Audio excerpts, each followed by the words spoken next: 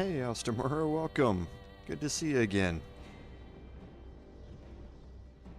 Yeah, it was a good week this week. I'm really enjoying work, and I'm also really enjoying my playtime. I'm really enjoying getting close to finishing things up here, getting close to finishing things up in Dragon Age. I'm really enjoying Avowed. So yeah, it's been a lot of fun this week. I'm really quite happy about it. Hope everything's going okay for you as well.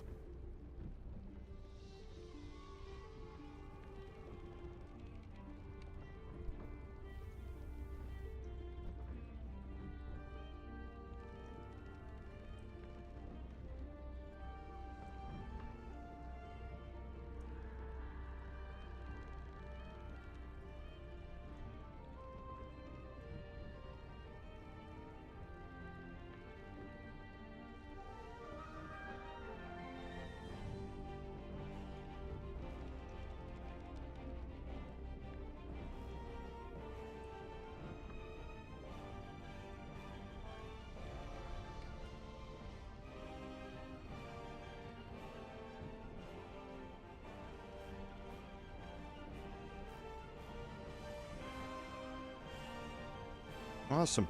Glad to hear it.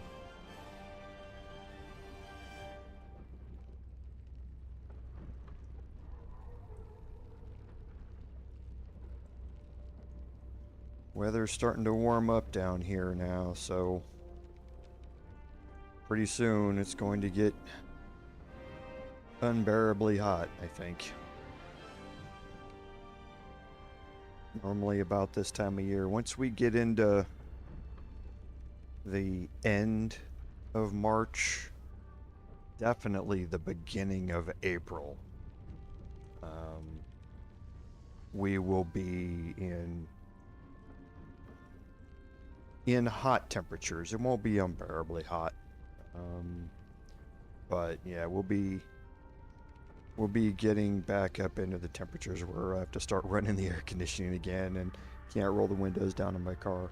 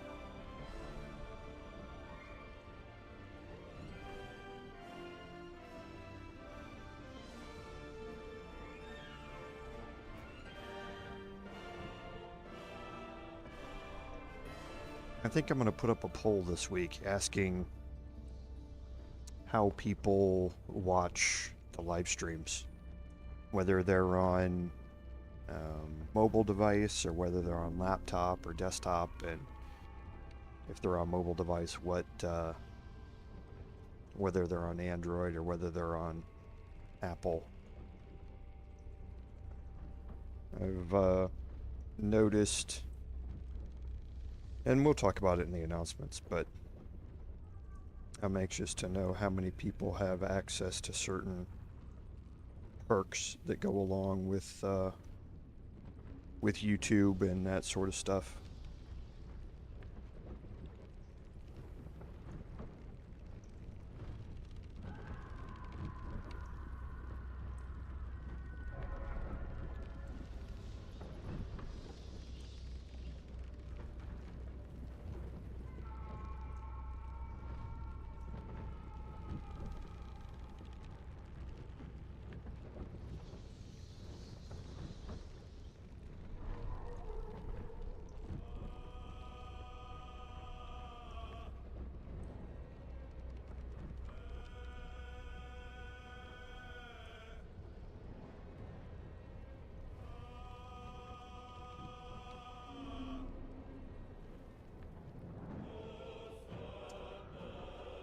And that's an interesting thing, customer. Can you look and see if down below the video,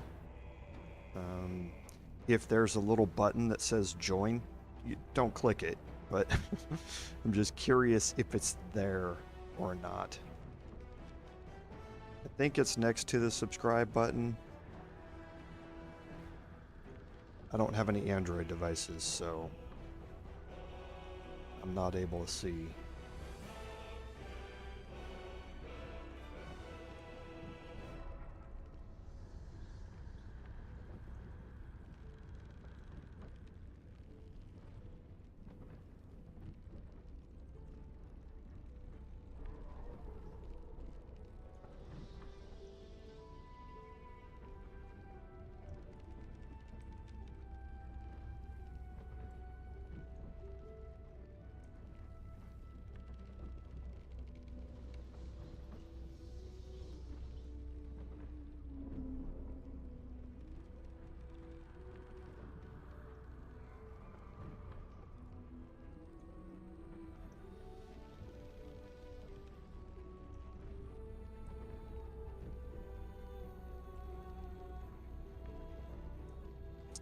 Okay, alright.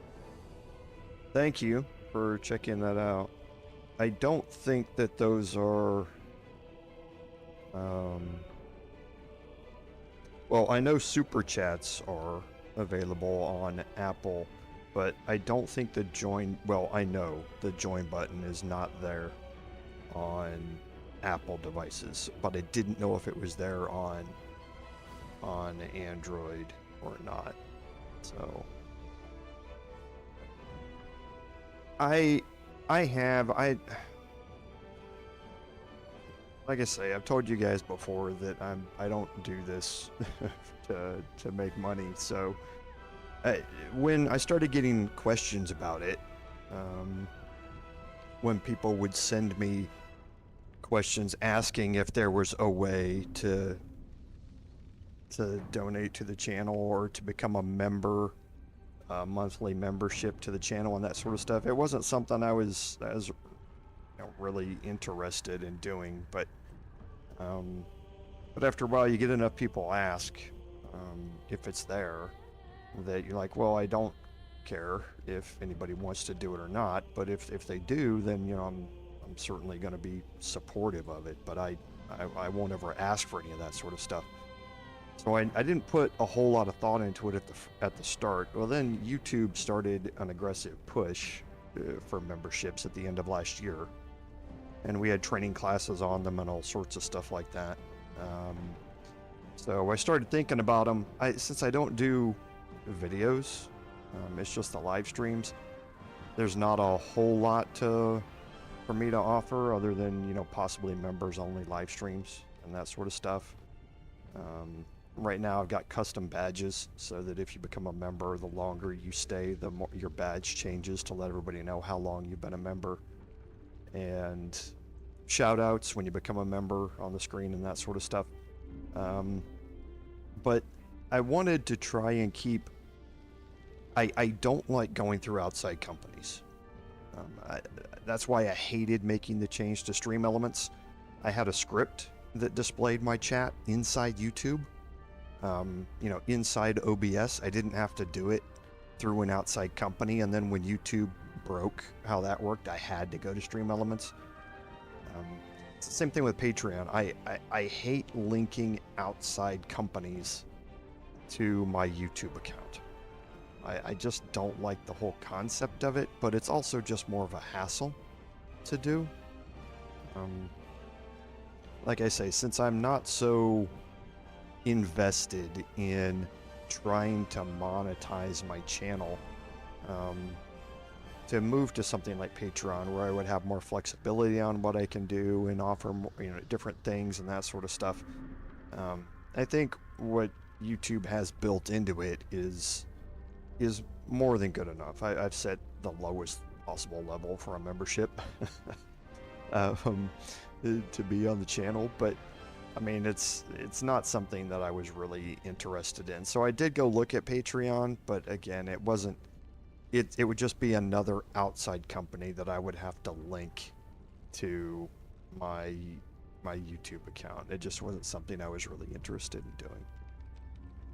But yeah, again, very, very popular, just like Stream Elements and Streamlabs, all that stuff, very, very popular for high-end streamers and video content creators. I'm not knocking it, it's just, it's not something that I really wanted to focus on.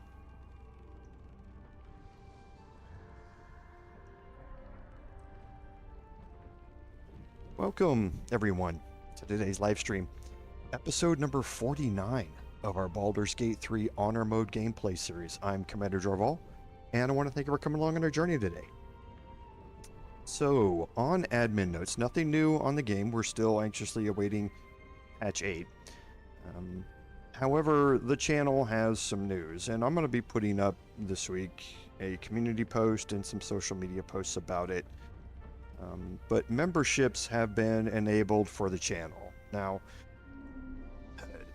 this is because I've had quite a few requests of people who want to support the channel on a monthly basis, as opposed to donating to the channel through a chat-based interaction. And memberships on YouTube are very similar to memberships on other streaming platforms. But it's something where you pay a monthly membership fee and you get perks. Now, since I don't do recorded videos, well, except for live streams that I'm going to not be able to do them live, since I don't do that, I don't have access to putting the video up early for members only and that sort of stuff. Doing a live stream, putting it up, the VOD up earlier, I mean, I could have it go live, you know, on Tuesday or something and have it go live today for members only. That just seems like a waste to me, though. So I've set up memberships. They're now enabled, and it's the smallest fee that I can charge to set up memberships. And right now, there's only a couple of things that go along with it. We'll probably expand it a little bit as we go through the channel and do members only live streams for certain things and stuff like that.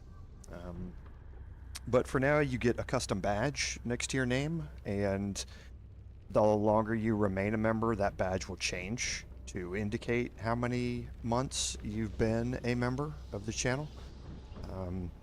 And when you become a member, you'll automatically get a shout out on the stream. So it will show that. And those are the two perks that come with it right now. And that's why I've set the membership so at the lowest possible level, just because, like I say, I didn't see a whole lot of additional benefit to becoming a member, but people were asking about it, saying it's just more convenient for them to set something up that it recurs every month and they don't have to worry about it, as opposed to doing something through Super Chat. So again, I've never been very, as I've told you before, I've never been very interested in monetizing my channel.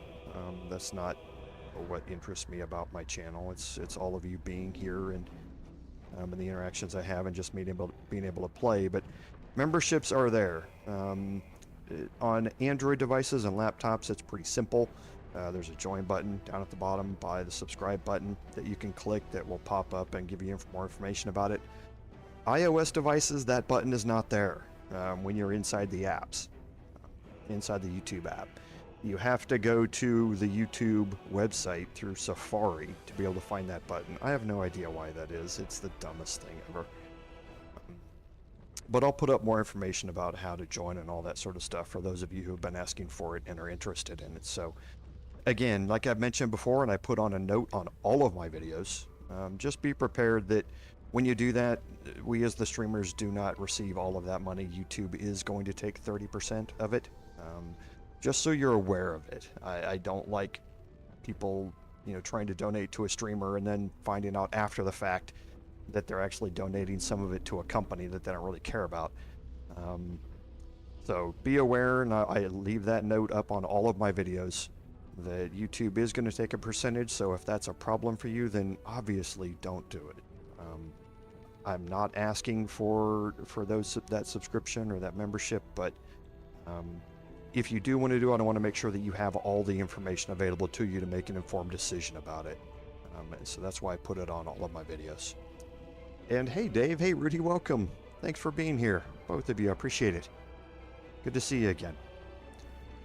So I think that's it on the admin notes. So on our recap, at the end of last week's episode, we had finished up in the Iron Throne, and we had gone through and done some exploration down in the sewers just to finish up some side items down there and things like that. Well, today we are going to head back into the Steel Watcher Foundry. We are going to have a couple of big fights down there, and then we are going to confront Gortash, and Gortash has to die. That's just all there is to it. He is not long for this world. He has lived long enough, and Karlach needs to see her revenge taken. Once that's done, we're going to probably go exploring a little bit down into the Bhaal Temple to get us prepared for our encounter with Orin. But we'll see how much of that we're able to do. We also have a few other things that we can kind of do and or get ready for us, but I don't think we're going to do Sorcerous Sundries today. I think that's going to be next week. So I think we'll do Sorcerous Sundries and the fight with Orin next week, but we'll kind of play it by ear and see how we go here. So let's go ahead and jump back in, and we'll see where we are.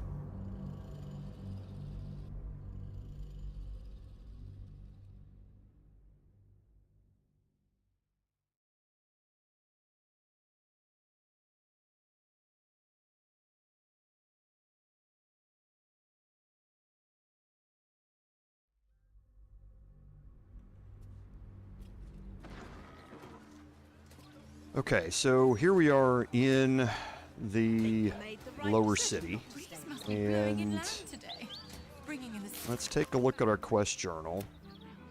So we need to go after disabling the Steel Watch, and that's what we're going to be doing today, and that's also going to complete the save the Gondians and avenge the Iron Hand quests. We're going to be doing both of those today. We completed the Hag Survivors 2 weeks ago, I believe, and we retrieved Omelum last week. So we're going to be also completing our Fiery Friend today. That quest line is going to move from companions to completed after today, and if we get into more searching, we'll be able to go through more of Dribbles. We have found his hand, his torso, and his pelvis. We have more pieces to find, and we're going to find one of them today. So, but let's go ahead and finish getting some things buffed up here. We need to go to Karlach. And off stream, I did clean up my inventory a little bit. Got rid of most of my gold, left most of it back at camp. And let's get Karlach shape-shifted.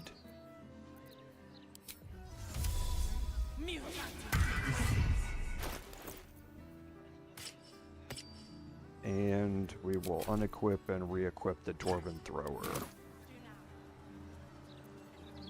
Okay, so I think for now that should be, let's look at Shadowheart and just make sure she has, okay, the Sentinel Shield for her bonus to initiative, and let's head back to the Grey Harbor docks.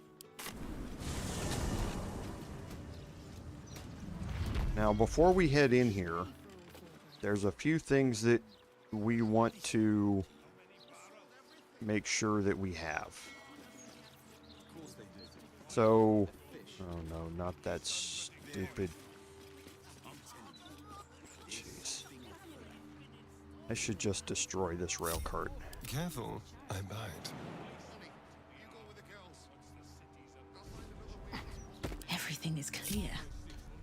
Okay, so let's look at our inventory. So the first thing that we need are flash blinders. We have 12 of them. That is more than enough. We're going to split these up.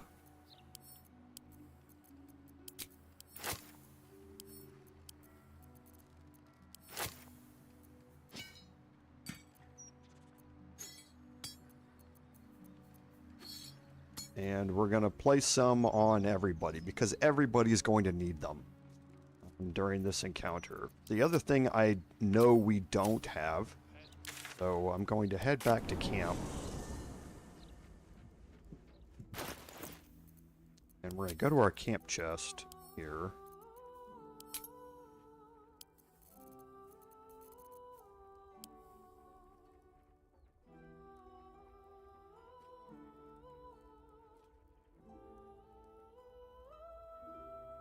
Okay, do I have it? Oh, no, I was going to say, I know I don't carry it around because it's so heavy. And that's the rune powder bomb. Okay, we need to have this with us when we go in here because we're not going to... well, we're going to do this... There are two ways to do this quest. We've already talked to Xander Tubin last episode and told him that we had a rune powder bomb and we didn't want him following us. So we're going to take this along with us so that we can complete this quest here. Now, how we've done this previously, we had gone in here and had this first fight previously. Hey, Colso, welcome. I don't recognize the name. If it's your first time being here, welcome, and thank you for being on the stream. I appreciate it. Or I'm just getting old and you have said hi before and I just don't remember it. I apologize either way. So, but again, thank you for being here. So we already had this fight down here. I didn't loot everybody down here again. We've got 31,000 gold in our inventory, so, or in our camp chest, so we don't really need any more gold. So I'm going to head back up here to the security room.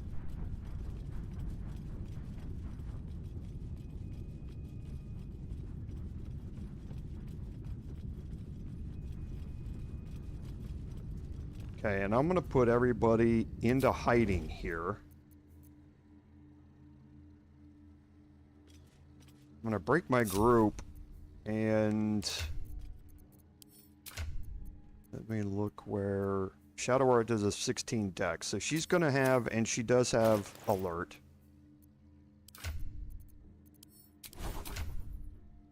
As well. So she's going to have the with the +3 bonus from the shield, she's going to have the highest initiative roll. So I'm going to go in here with her, and I'm not going to go in with her in hiding. Let's make sure that we also have swapped back the Deathstalker mantle we have. And I guess take one more look at everybody's stuff. Okay, so she's got the Justiciar Great Shield on. I have the Sentinel. The Great Shield. We'll move this back here. Because I can put a different shield on.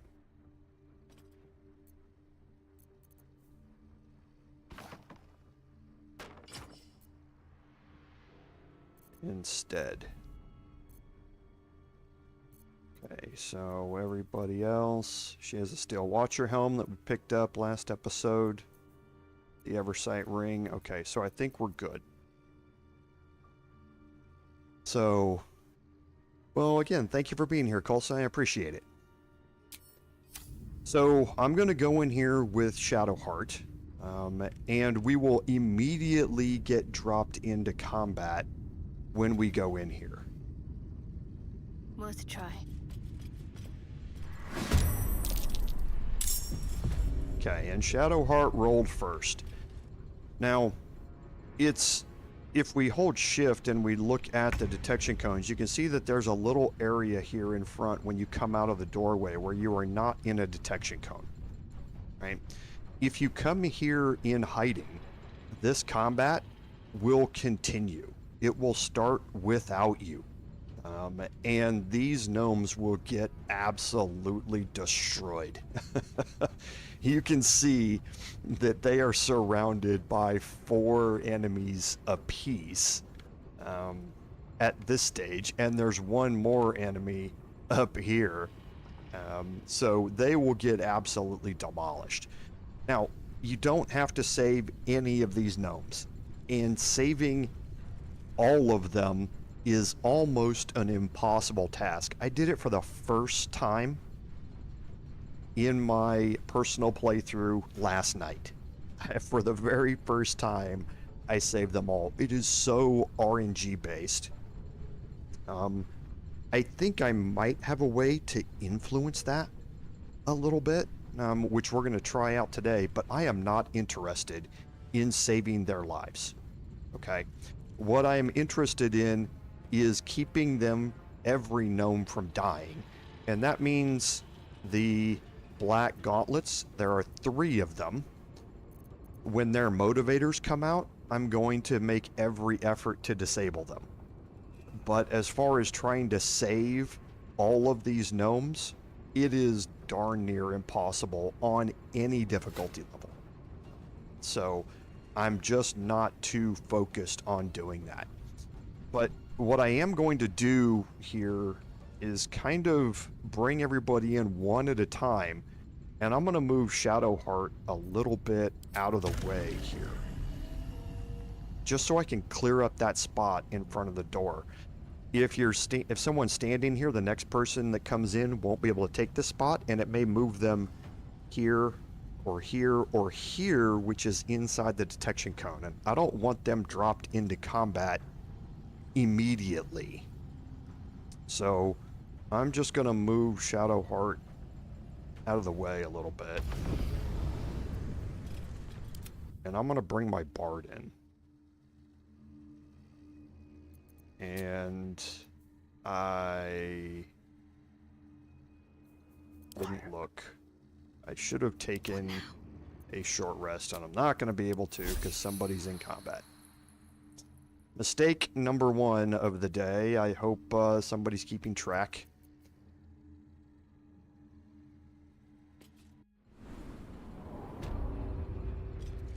Okay. So now what I'm going to do is I'm going to drop a darkness with Shadowheart on this group down here. But I don't want her moving like that. So I'm going to move her up here on top of these pipes. You can move, you can see all the way around all of the top of those pipes. Now, it's dangerous because the Hellfire Watchers have the relocation crossbows that they will pull you off of this onto the ground, and you will take a bunch of fall damage. So it's not a perfectly safe spot, but it is one that's very useful. So I'm going to drop this. Actually, it would be better. Either way, I'm going to have to cross one.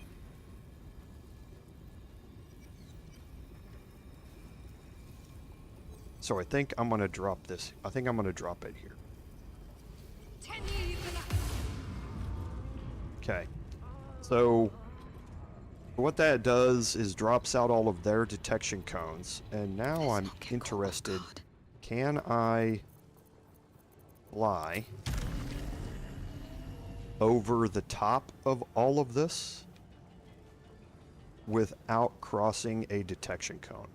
I don't know if I can or not.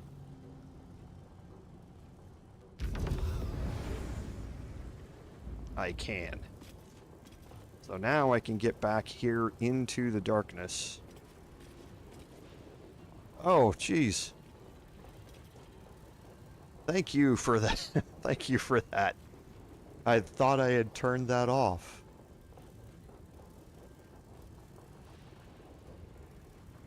Oh, thank you for that, everybody. I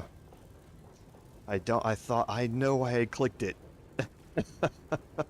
I don't know what happened there. I apologize for that, but thank you very much for mentioning that. So yeah, I'm sure that had to be annoying. So now I can move right behind these two black gauntlets here, and I can go for a slashing flourish.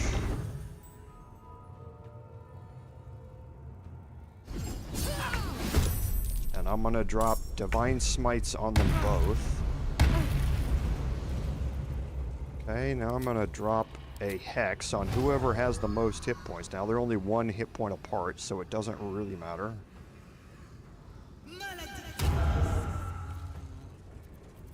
And I'm gonna go for another slashing flourish. And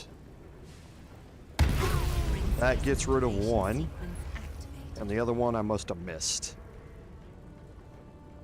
Okay.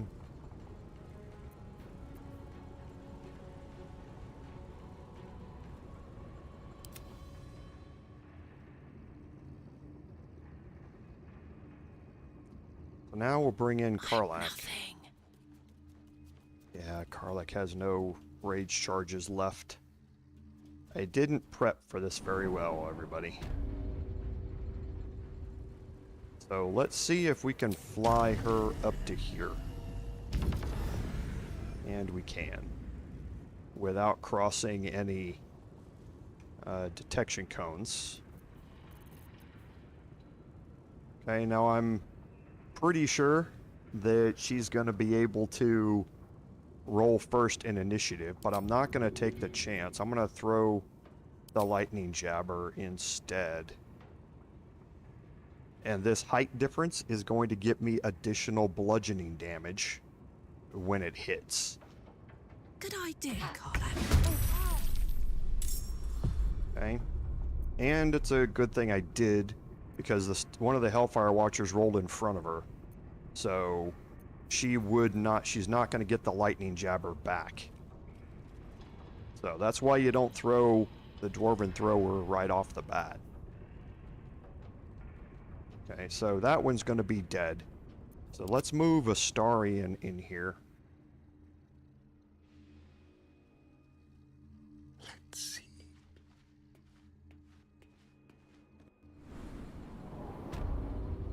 Okay, and now Astarion, I'm just going to drop into combat. I'm going to have him start going after these four here. And for that, like I say, I'm just going to drop him into combat.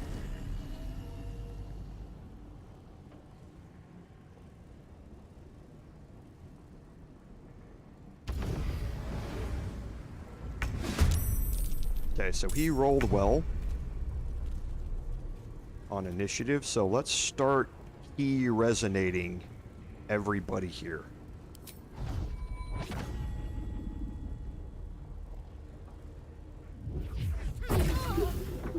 And I still had him on Radiant. They're all susceptible to Steeped in Bliss.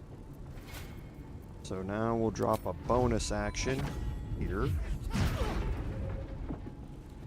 Okay, then we're going to move around. We're going to take the attack of opportunity.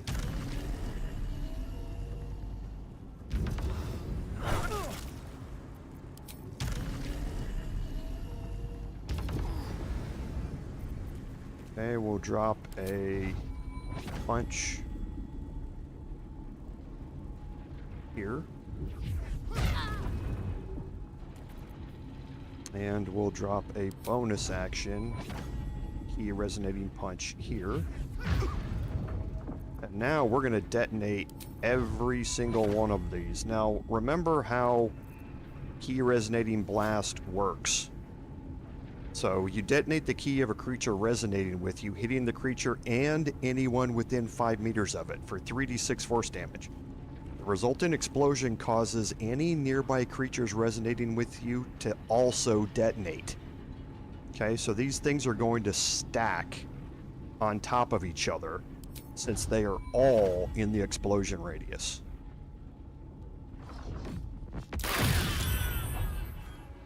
Okay, so you can see all the force damage that everybody got stacked up to take. And if I would have been on Psychic, this fist would die as well. So now Astarion is invisible. So I'm just going to fly him up here.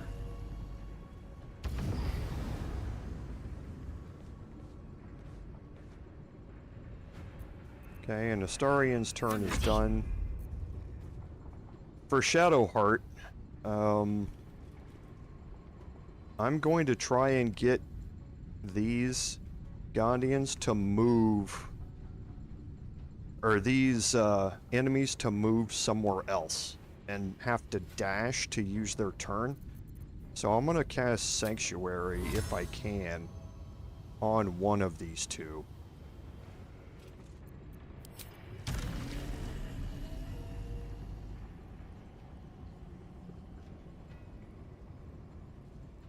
But that's dangerous. If I move there, I might not be able to cast Sanctuary at all.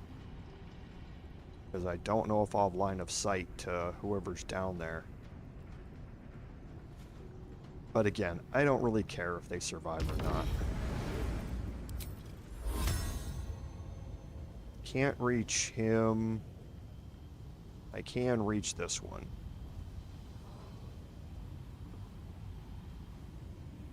Really would have preferred it be him, because the Steel Watchers are going to go after him, and that would have forced them to move, but yeah, just didn't have enough movement to do it. You know, I can, you know, why not? I'm going to be getting a whole bunch of these back.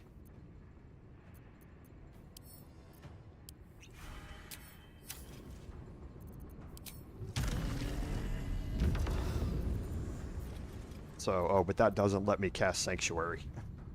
That was my bonus action. So, mistake again. Yeah. So that's 2 already, everybody. So here, let's see if I can deal enough damage here.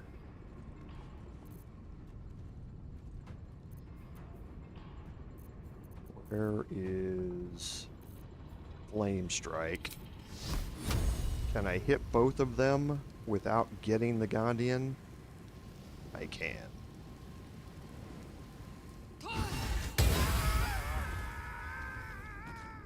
Okay. Alright. So we got darkness. They're blurred down here, which means they're going to have disadvantage on those attack rolls, and they're blinded, so let's see what happens down there. And I will kind of move back so that that repositioned Malefactor doesn't target me directly. Time to push my luck again.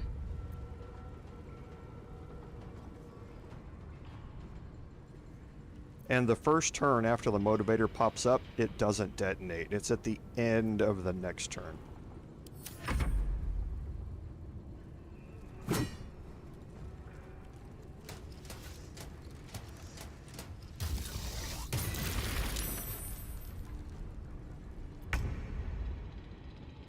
Okay, so now for Karlach. Let's see if we can get rid of this black gauntlet down here. Yeah, there's the motivator right there. So we'll take care of that on our next turn.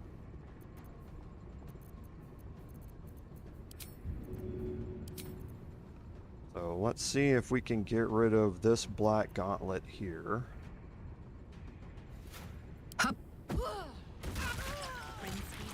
Okay, so now we got 2 motivators out here. And now I would like for her to be mainly focused on damaging the Hellfire Watchers, because she gains additional bonus damage with the Dwarven Thrower. Because large, huge, or gargantuan creatures, the strike deals an additional 2d8. So she can do more damage to a large size enemy here. So I'm going to have her mainly focus on them, and as such, I'm going to action surge here.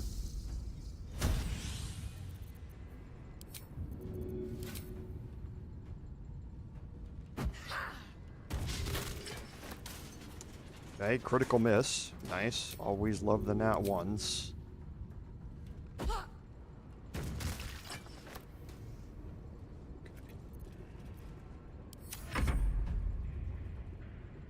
He's going to go after this Gondian here.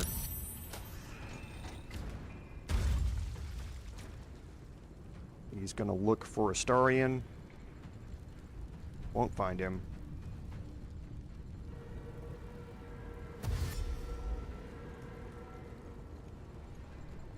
And these Gondians are just dumb.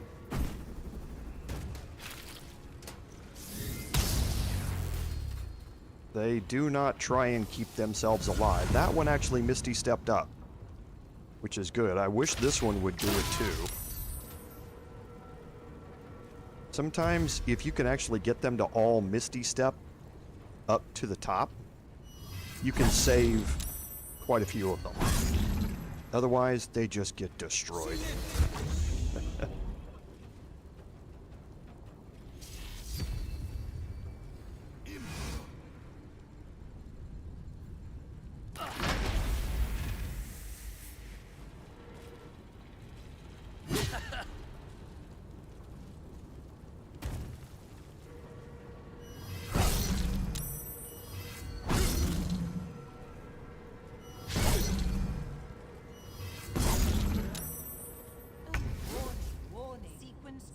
Okay, so let's see Another fight. Let's go.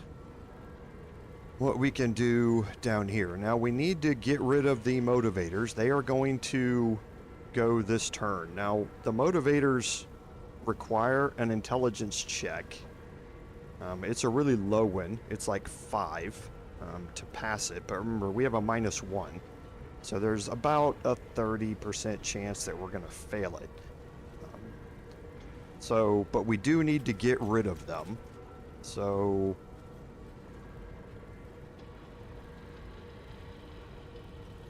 I'm trying to think. Now that Karlach doesn't have the additional rage throws, I'm thinking I want to do it with her instead.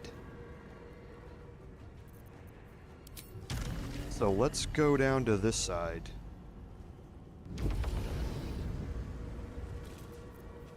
And let's do a slashing flourish here. We'll reapply Hex first.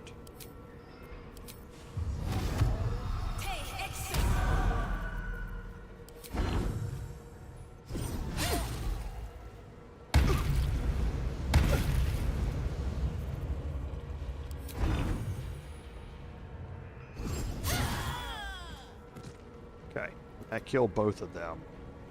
So now let's move up here and start trying to take some attacks here off the Gondians.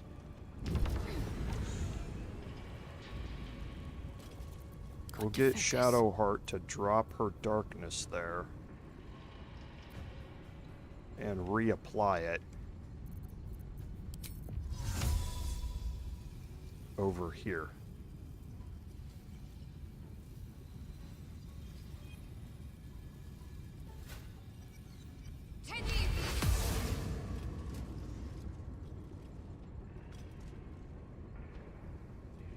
Okay, now where is... So this is the one concentrating on silence. So let's see if we can get a flame strike on these two. We can.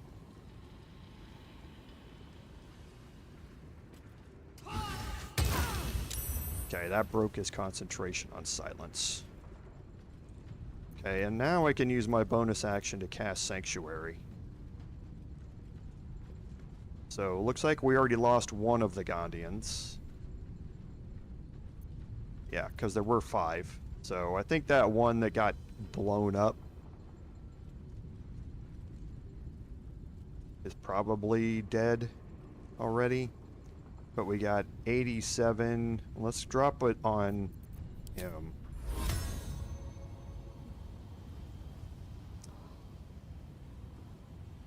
Time for a boost. But I guarantee that the Steel Watchers won't go after him. So, Astarian, let's move down here and try and deal with some of this.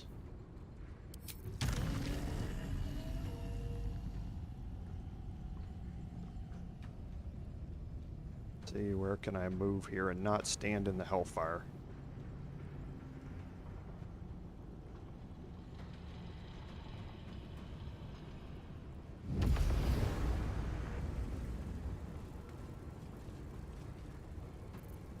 Okay, so we're going to start key resonating here.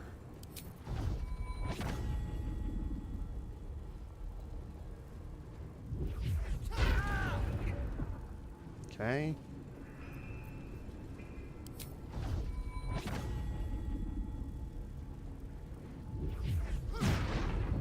Now for them, I need to switch back to Radiant because they're immune to Psychic.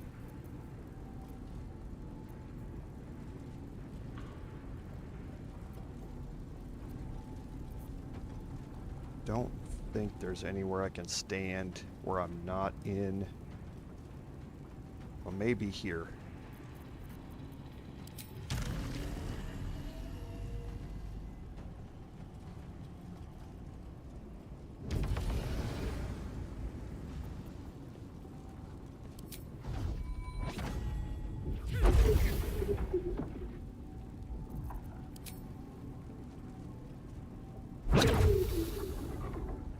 I'm gonna key detonate here. Let's see if this gets him. It's gonna get all of them.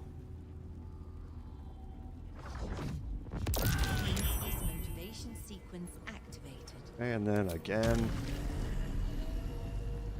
drop him up here. So now I have a third motivator out here.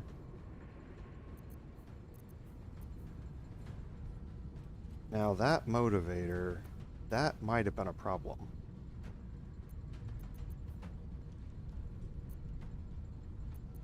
Nothing important is ever easy. Because I think the timing might have gotten messed up. These two are going to detonate this turn. This one just popped up this turn, so it shouldn't detonate this turn. It should detonate next turn. But I wonder if, because they're all three active at the same time, this one's going to detonate on this turn. Because if it is, I won't have enough actions Ready. Shall we dance? to do They're this. dying for me. All of them. To get all three, because Karlach only has two. I guess we'll find out. But yeah, that could have been a mistake. Time to kill.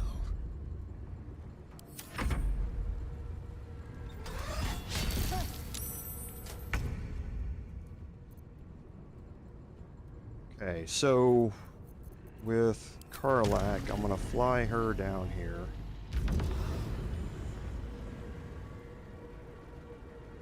Deactivated. Going to turn off that one. That uses her action.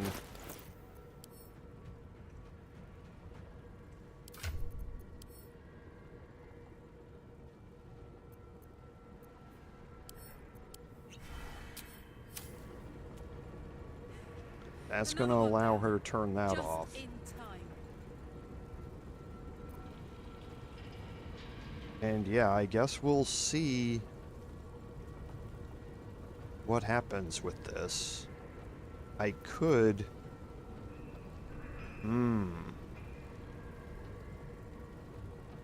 That might be sneaky.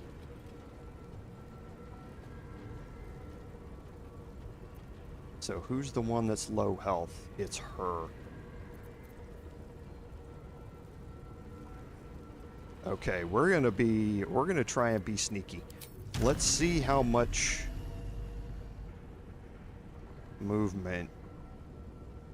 That uses a quarter of my movement.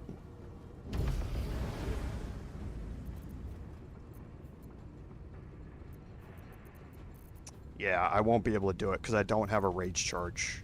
If she would be frenzied right now, I could have done this with an elixir of bloodlust.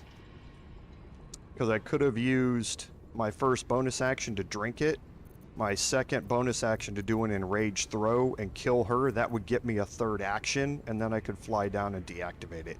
But since I don't have any rage charges and I'm not frenzied, I can't do it.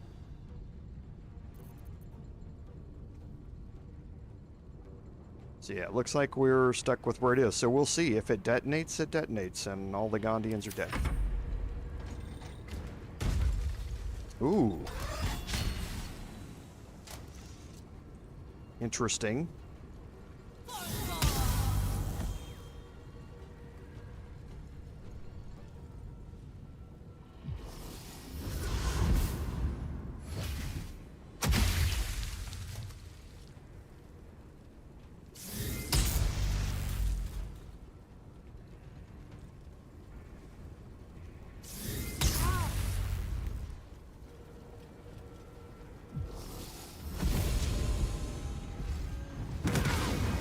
No, I still have all 5 Gondians up. They're getting beaten. This is the first one dead. Oh, I missed. There, he didn't. Yeah, see, they just get destroyed. Okay, so good. That motivator didn't go off. So the timing is kept. It's the turn that it pops up is not the turn that it detonates. It detonates the turn after that. But since they were all active at the same time, I was worried that it was going to detonate that one, but it didn't. So I did lose 1 Gondian there, and like I say, it is almost guaranteed that you're going to lose Gondians down here. They attack, and they do very low damage attacks. They're worthless, so they lose Sanctuary.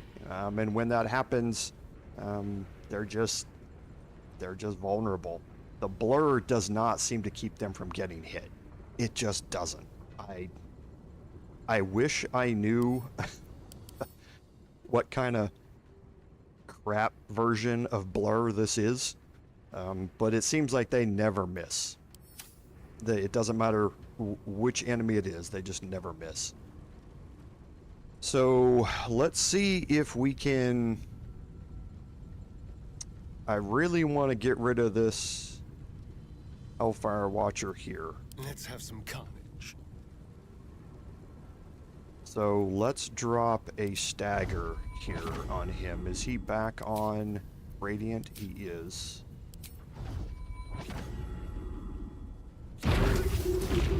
Okay, so he's detonating. None of them are in the blast radius, but even if they were, they're pretty good about moving themselves out of the blast radius now.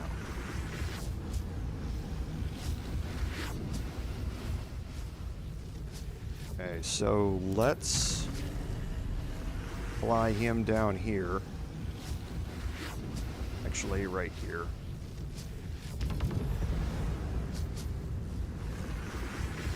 We'll change the psychic damage. And I'm gonna drop a stagger. I want these 2 gone.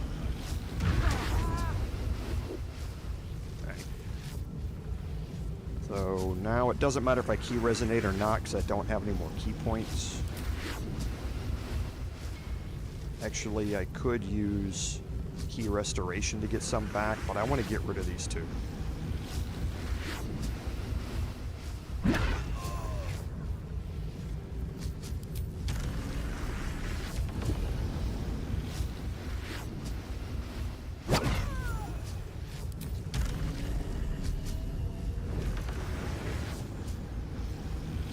Historian OP, as always. So we're going to get rid of the motivator. Gonna reapply X here. I'm gonna get myself out of the way. Now, I'm actually gonna stay down here. Yeah, I'm gonna stay down here. I'm just gonna fly to the other side of him.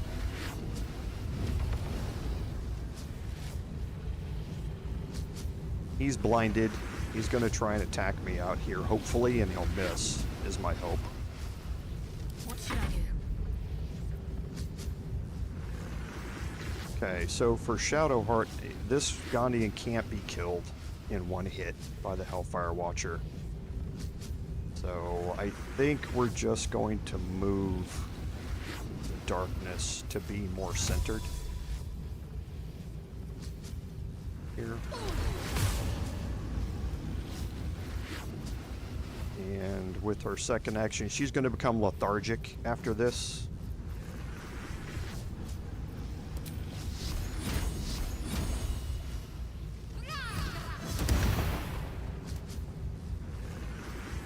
And I might as well throw a sanctuary on somebody.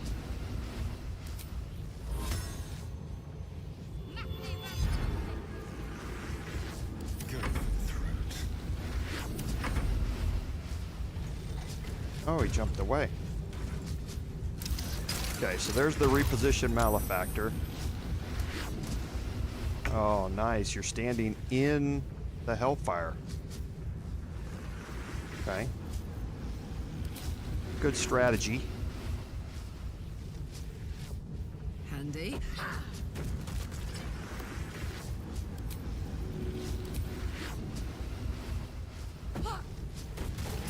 Won't save you from Karlach, though. So they're both detonating, which is good, and we only managed to lose one Gondian out of that. So that wasn't bad at all, actually.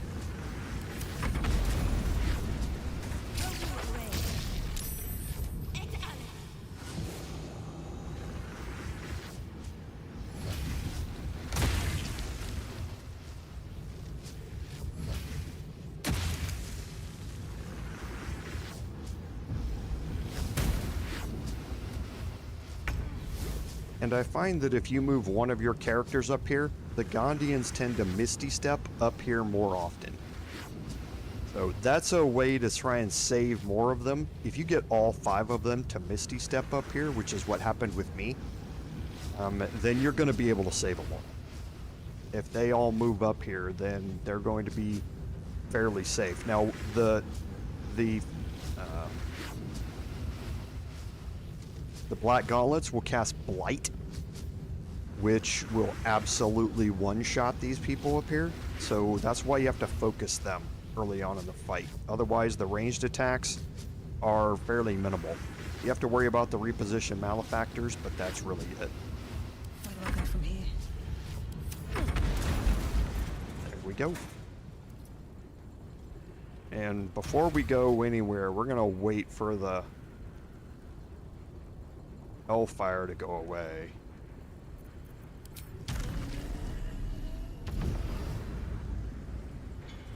Actually, we're gonna go get the lightning jabber here. Because I believe I'm immune to it. I cannot be burnt. Come on, let's go. Because, yeah, this stuff really hurts. Okay, and the Gondians will...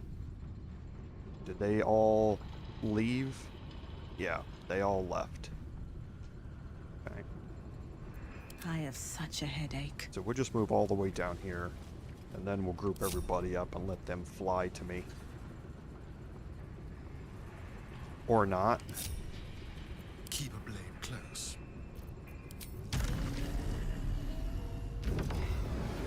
Well, well, well. Normally they fly down here on their own. Must lug my guts through this hell. Okay. So now that the Hellfire's gone, again, you can search all of Anything of them, use? and I'm not really going to. But there's a lot of plate armor down here. That's a huge amount of gold. You're also going to find, I believe on the Black Gauntlets, Infernal Maces. These are worth a bunch of gold as well. So there is, I think in this room alone, there's something like 5,000 gold here in this room. So if you're short on gold, make sure that you're looting all of this down here. Okay? At the ready. Now, a few things. If you're doing the Save the Gondians quest in order, you would need to find out the location of the Iron Throne. And there are there are items down here which help you do it, which are scattered around here. Now, this is not one of them. Okay, this is just a book that doesn't tell you anything about it. However, one of them is up here. Now, this one's incredibly hard to get because when you're down here before this, it's not a combat situation. The Gondians are enslaved, and the Iron Consuls, Fists, and Black Hands, or Black Gauntlets, are patrolling this area, and it's really hard to be able to get over here and cast Speak with the Dead on Lampos.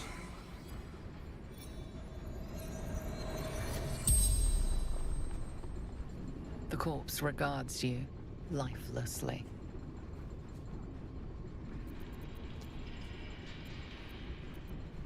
Knights came, took over the foundry, forced us to make Steel Watchers.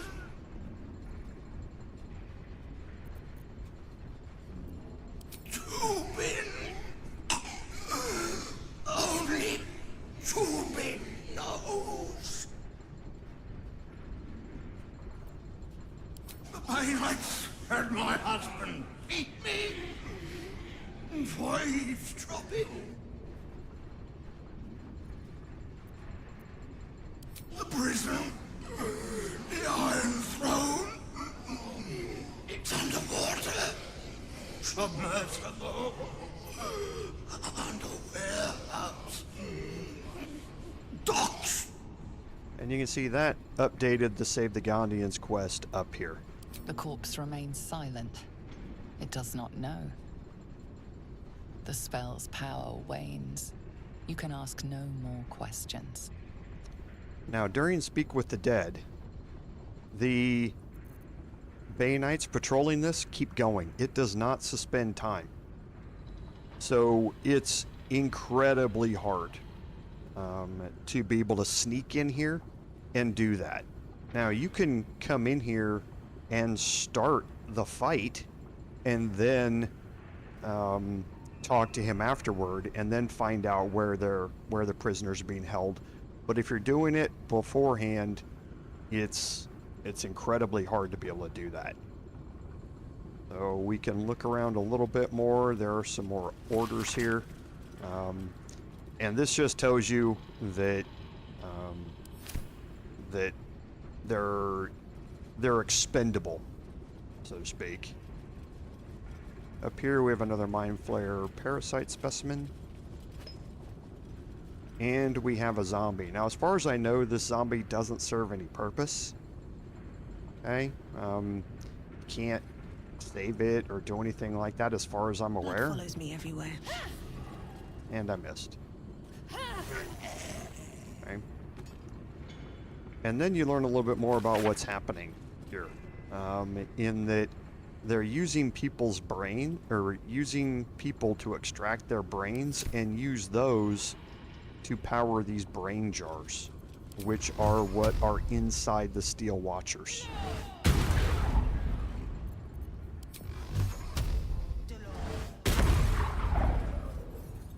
Okay, now you don't get anything for destroying the brain jars.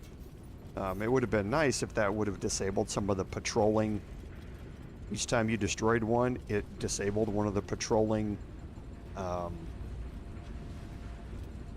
Steel Watchers in the city, but it doesn't. Would have been a nice touch. Up here is another one of the items that you can read that would let you know about the Iron Throne and Red Hammer and how to get there. This one is fairly straightforward to get to, but it is deep in enemy territory.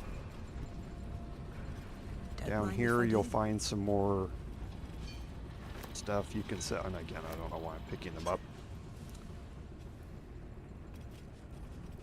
But around here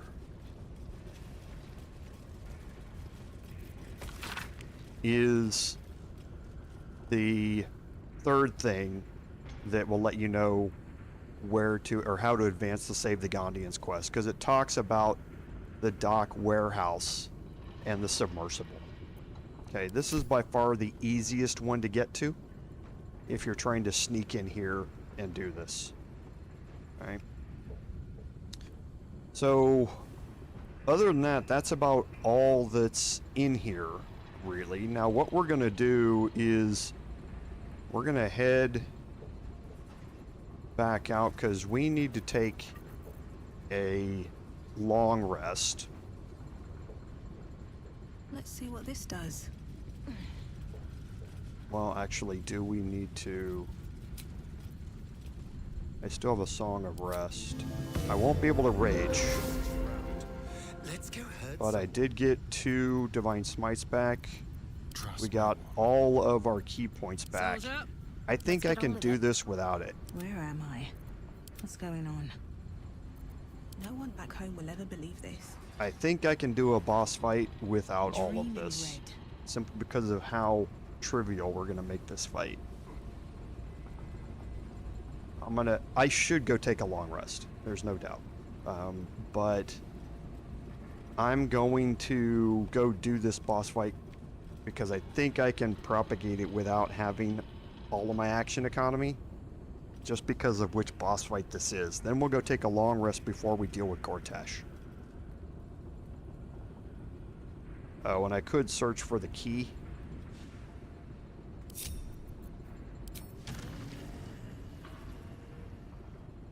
No hesitation.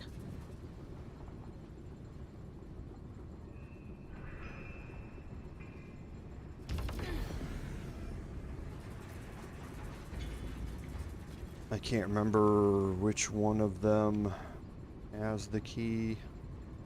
No traps, please.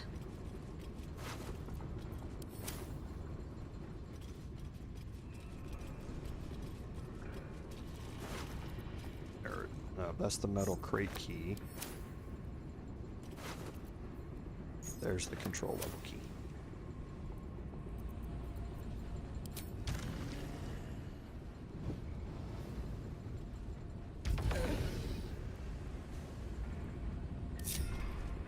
Seems simple enough. Okay, and this drops you into the control center. Now, this first room just has a bunch of brains in it. And again, this would have been really cool. You can interact with them. A parasite stirs within the pickled brain, twitching. As your mind connects, you feel yourself become strong, powerful, metal. You are a Steel Watcher, charging through the streets in pursuit of a young girl. She is screaming.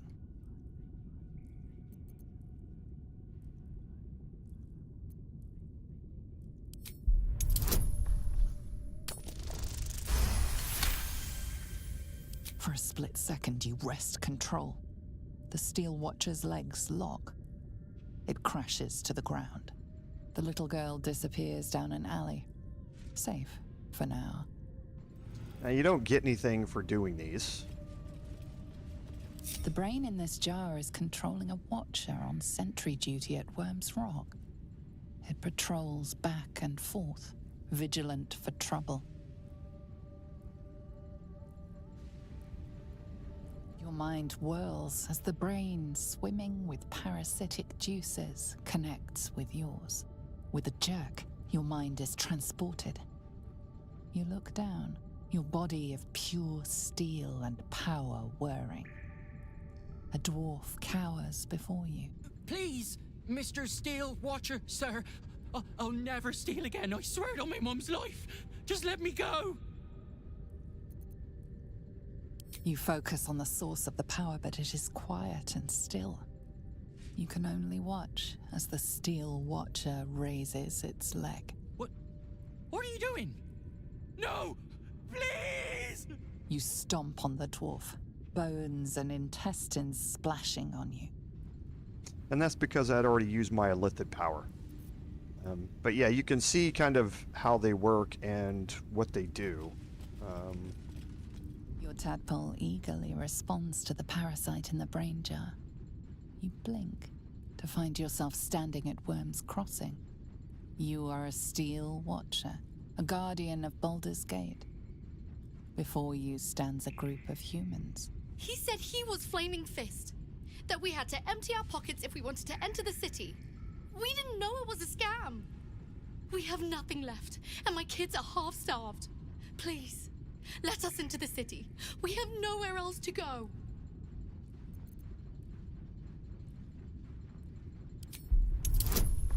Okay, now these DCs are really high. Unless I roll in that 20, I can't pass it. But this just illustrates a little bit about what these things You are do. a mouse to an elephant, so overwhelming is the parasite's power. You reach behind you, but the family runs before you can draw your sword, fleeing towards the risen road, and most likely, their deaths. So I just destroy all of them just from a role-playing perspective.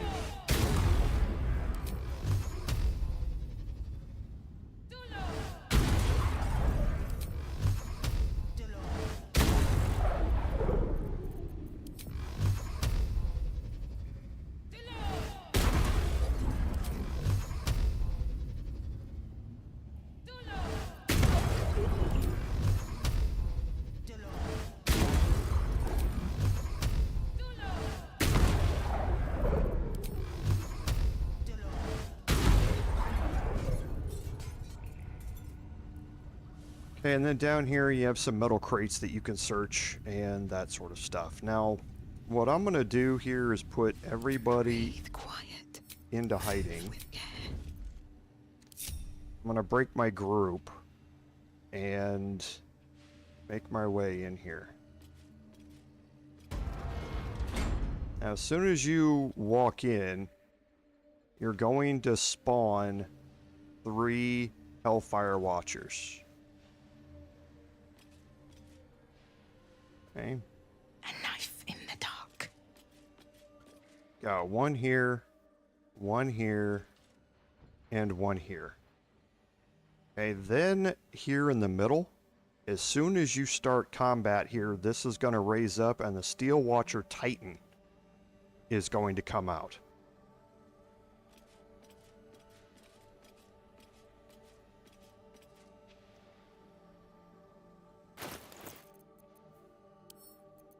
So I'm immediately going to throw one of the flash blinders across the top of this and hit this Hellfire Watcher here. That's an interesting question. Actually, let's not do that. I haven't done it this way before, but I might be able to minimize how many of these, of the flash blinders I use. I don't need to. I've got more than enough for this fight. But if I can spawn the Titan first.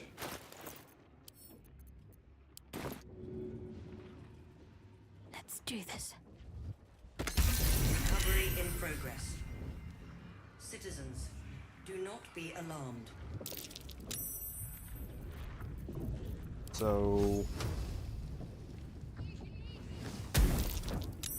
So, Christ, she just can't be seen. Okay, finally combat starts. Okay, that is not how that should have started at all.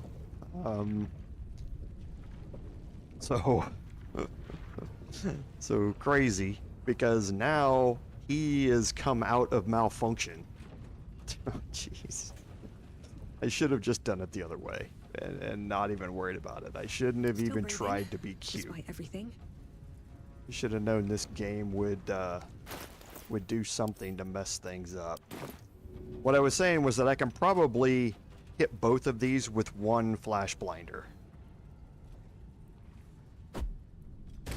Recovery in progress. And malfunction them both. Citizens, do not be So alarmed. now when they're malfunctioning. The Steel Watcher Titan is for 1 turn. And the Hellfire Watchers for 1 turn. So they're going to be skipping their turn, basically. Soldier. Whisper mode.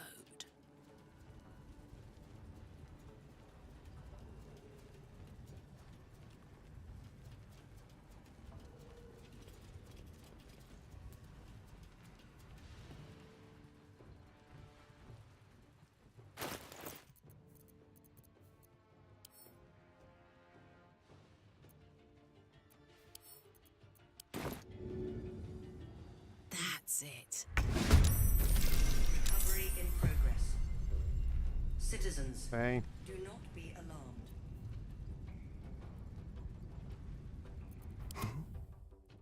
Not a sound. And when they're malfunctioning, their detection cones go away.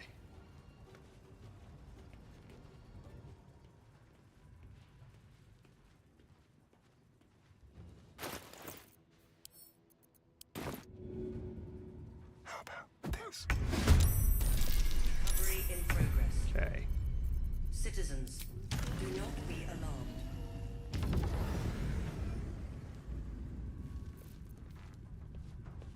Now, they are not susceptible to psychic.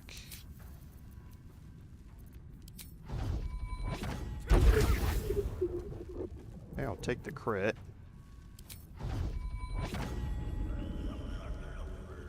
Let's actually hold off on using another one of those.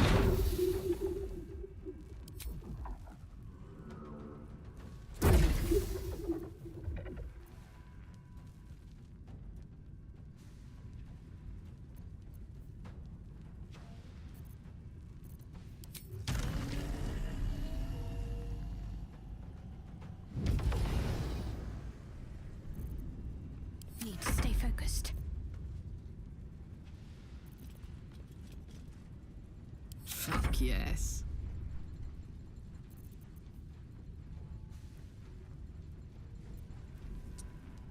Let's see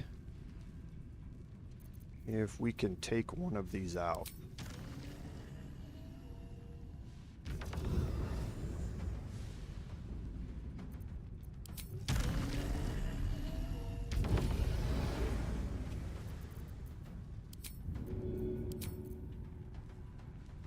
Good idea, Karlak. Okay, so we got a crit. Let's action surge.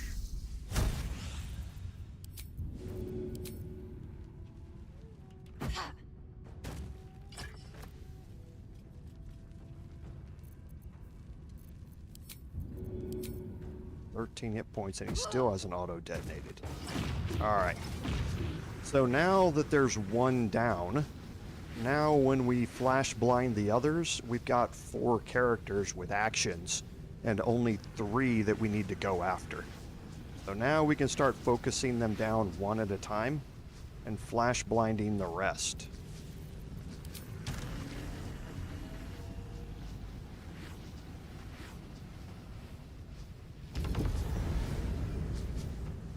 Survival is all that matters. Okay, now I'm going to move up and start attacking the Steel Watcher Titan. Now let's look at the Steel Watcher Titan. So, legendary resistance against incapacitation. Now, the Flash Blinders doesn't get a save against. It's a guaranteed stun for 1 turn. The blindness he has a save against. Okay, but in this one he doesn't. He got burned out optics on this, so he's going to be blind regardless. But this is what trivializes this fight, is the Flash Blinders, because even though he has legendary resistance against incapacitation, the Flash Blinders stun does not get a saving throw. Okay.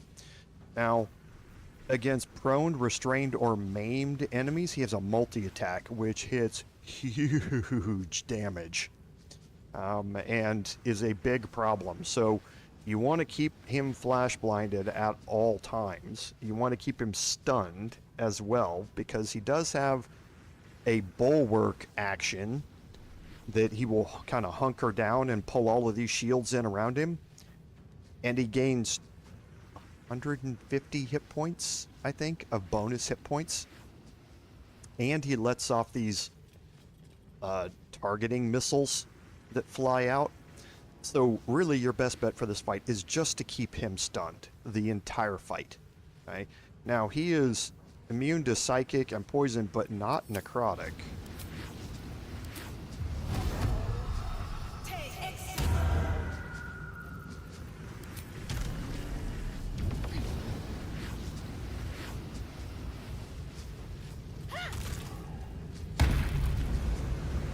And I'm just going to start getting some damage on him.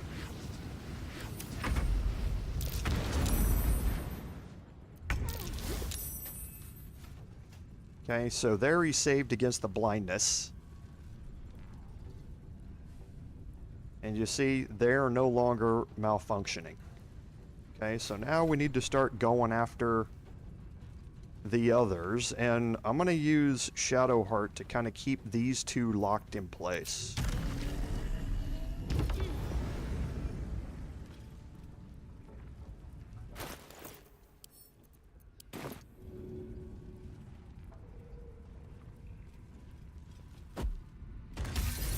See, now they are malfunctioning for another turn. Do not be alarmed. There's blood in the air.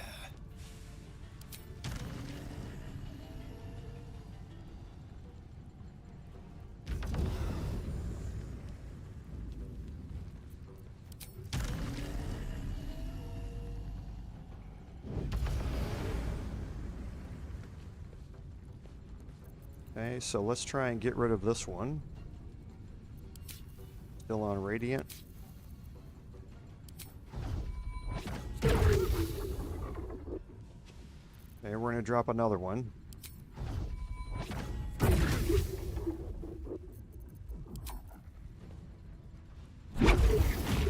Perfect. That's exactly what we wanted to see. And now I will fly myself out of the detonation radius.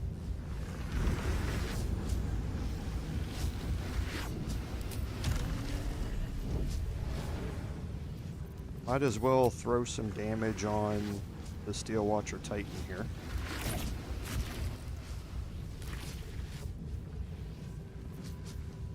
Talk to me.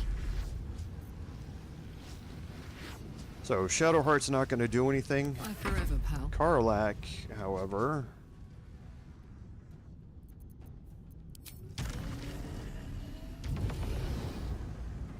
I'm going to start her getting damage on the Hellfire Watcher back here in the back. Easy. Okay, nice crit.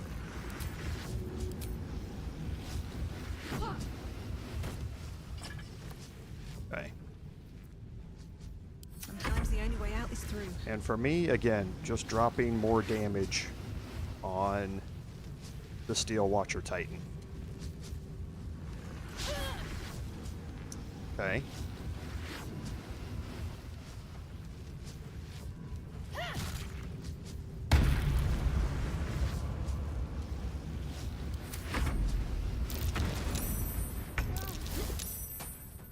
So again, Shadowheart's gonna lock him down.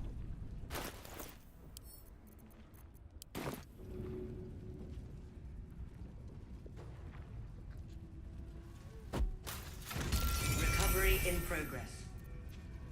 Citizens, do not... And we will just rinse and repeat.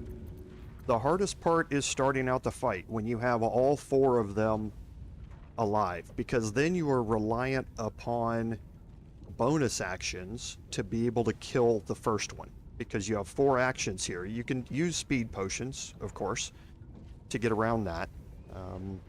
But that first one, once you kill it, that lowers the amount of needed actions that you have to be able to stun the others, because you have to do it every turn.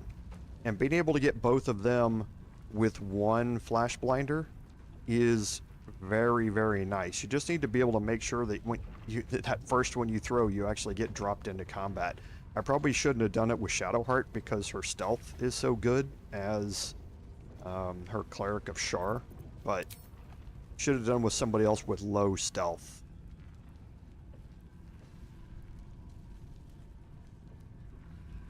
Why can she no longer... Okay, there we go. Got it.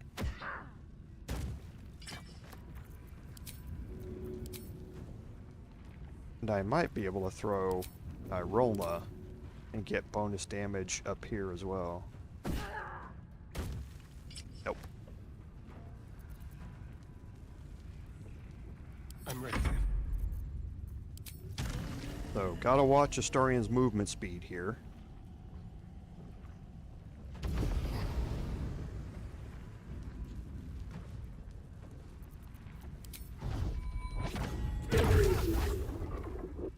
Wow. After all that, and he still didn't detonate. Now he is. And I'm going to make sure that I move Astarion around up here to the front. That allows me more room to throw the flash blinder and not hit any of my people.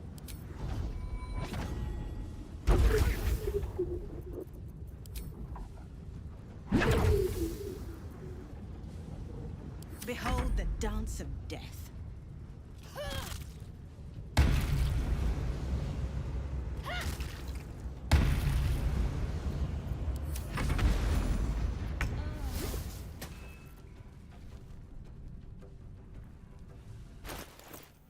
So Shadowheart will give her the last of... Well, it's not the last. We have plenty left. So see, now I can throw this back here behind him and not hit my characters. Recovery in progress. Citizens, do not be alarmed.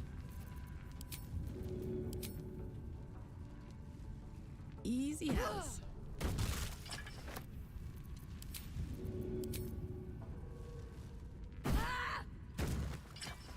Nice crit. And with Karlach, if she has rage charges and she's frenzied right now, remember that's 2 bonus actions that she's able to throw with. So I knew I'd be able to do it without it, but that first round where you're trying to kill one of them and focus them down, it's a lot easier if Karlach is raged to be able to gain the extra bonus damage. Cool. But Astarion, OP.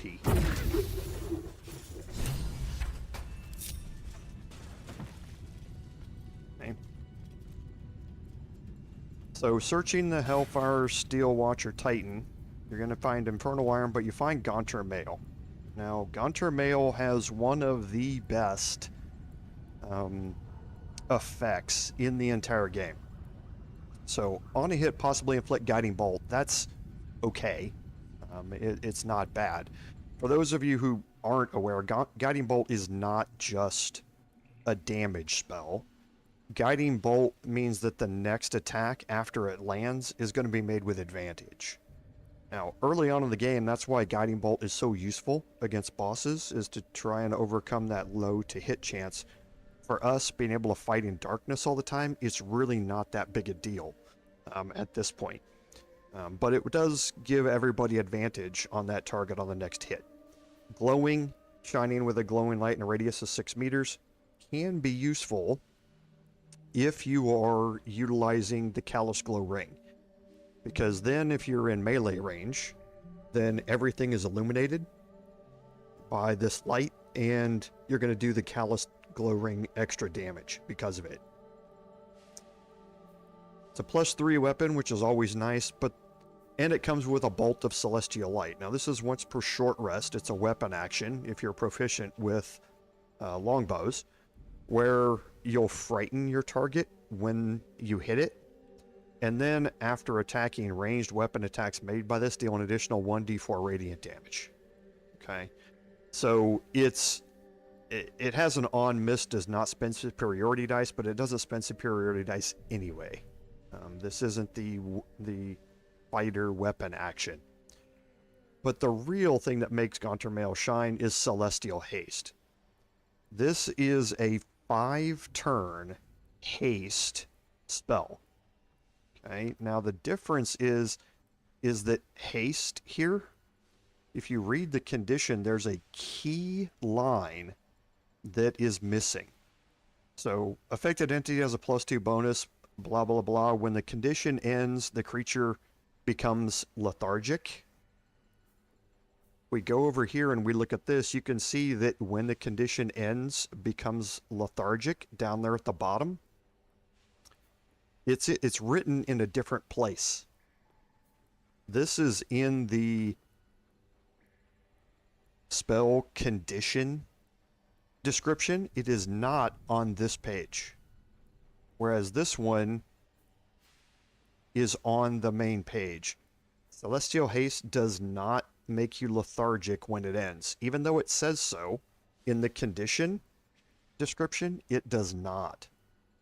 So that's what makes Celestial Haste so very, very good, is that you can use it to cast haste on somebody for 5 turns, and when haste ends, they don't become lethargic.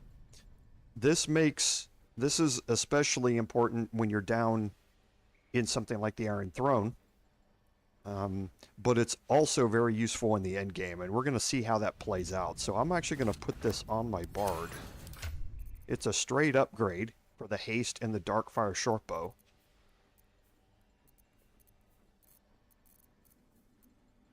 Who picked it up? I did. It's right here. Okay, now Shadowheart or somebody.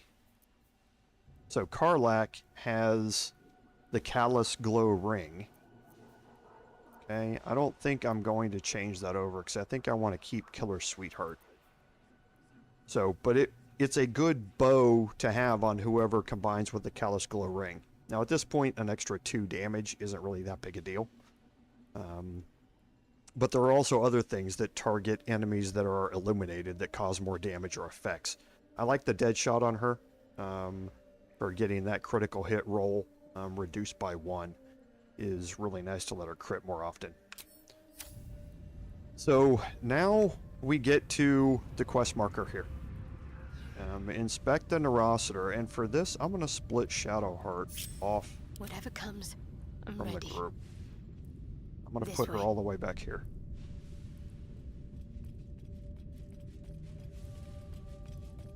And there's a specific reason for that. Have a lot on my mind. Now my Bard has the Rune Powder Bomb in her Pave my inventory, so path with everybody else is going to corpses, come up build here my to the castle with Neurocitor. bones. Better not be cursed. The Neurocitor awaits your input. Okay, so you're going to focus here, focus on it, find the perfect place for the Rune Powder Bomb. This will destroy the Foundry, wiping it from the face of the Forgotten Realms.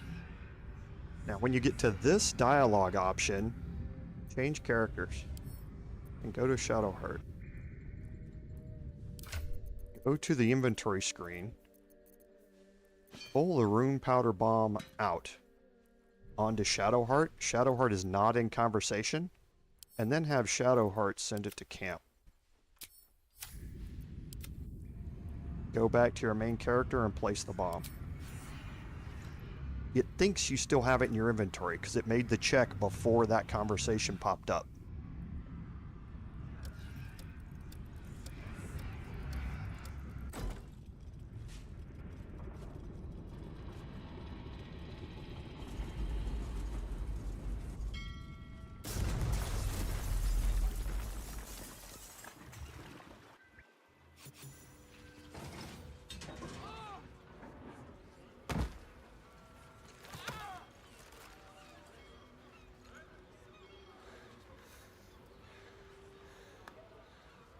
That was a hell of a show, my friend.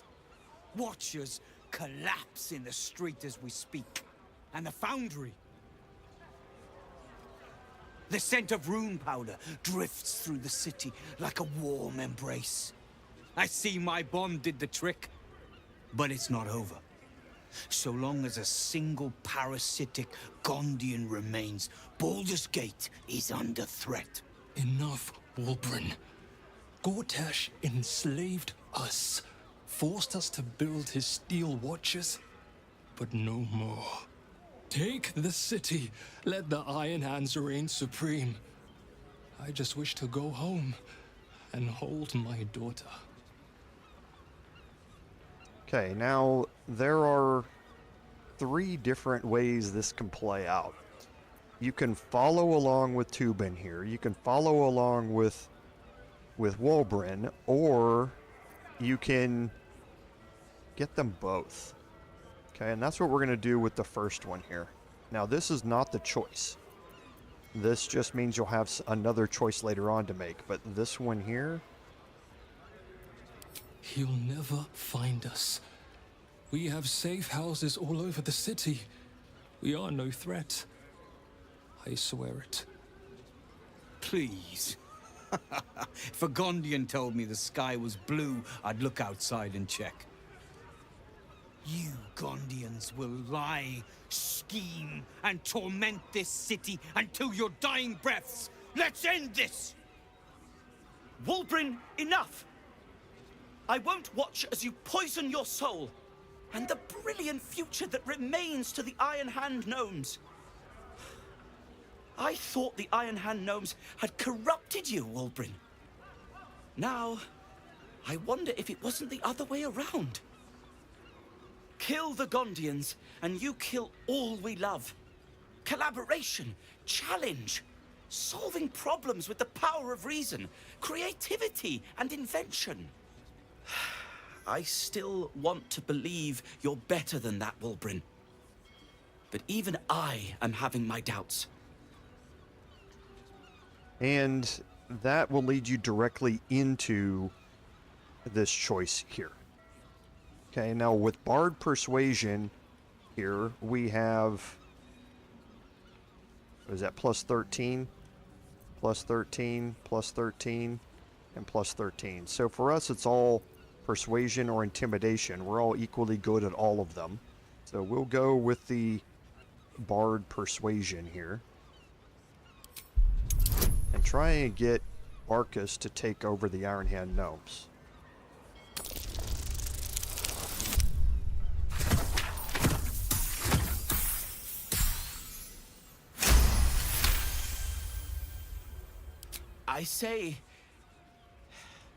I say you're right. They deserve a leader who'll encourage them to create, not destroy. They deserve someone like me. I can't save you from yourself, Wulbrin. It hurts terribly, but I can't. Toss your values in the bin if you want, but don't throw out the Iron Hands with them. This is ridiculous. Iron Hands. Kill this man.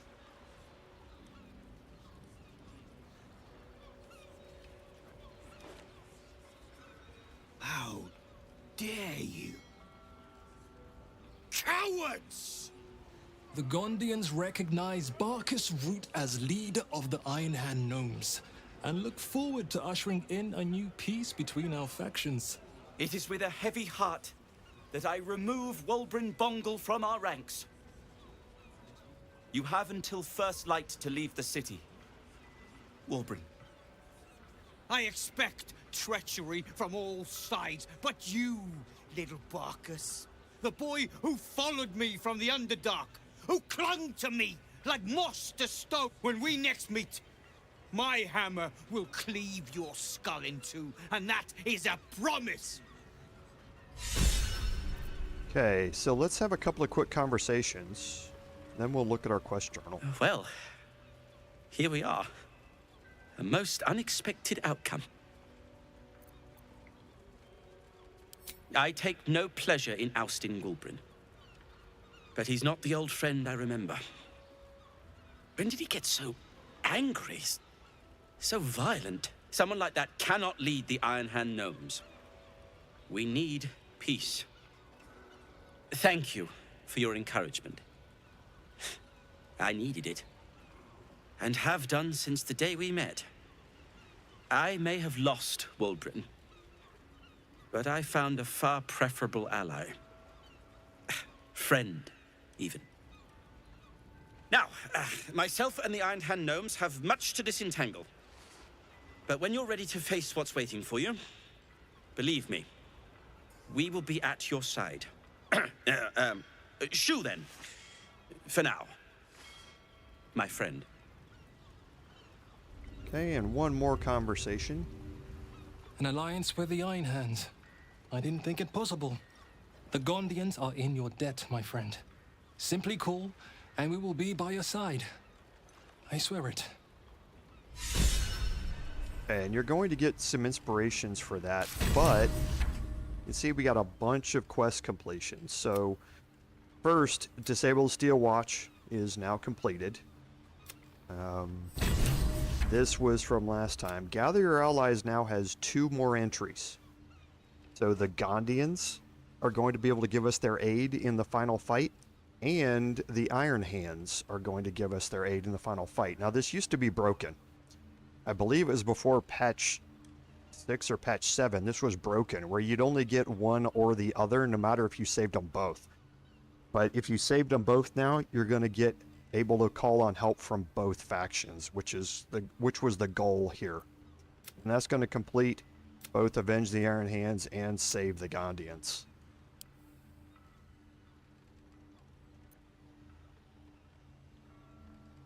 Oh, and that's because we haven't completed Find Dribbles the Clown or dealt with this yet. Okay.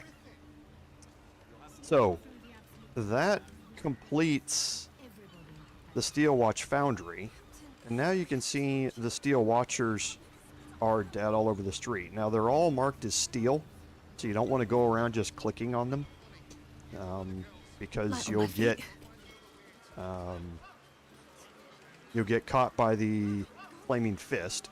But we do want to come down here. Normally this is patrolled by 2 Steel Watchers, and you can see the secure area signs.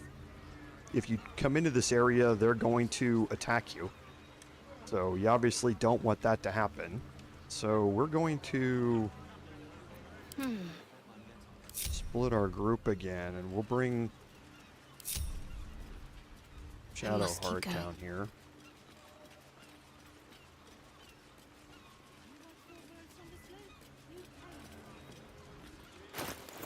So we're going to...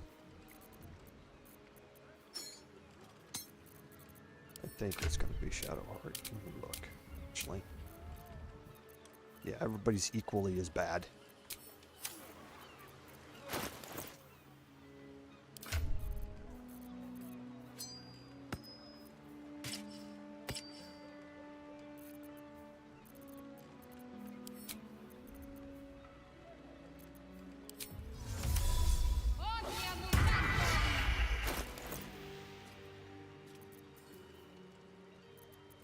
Don't think we have anything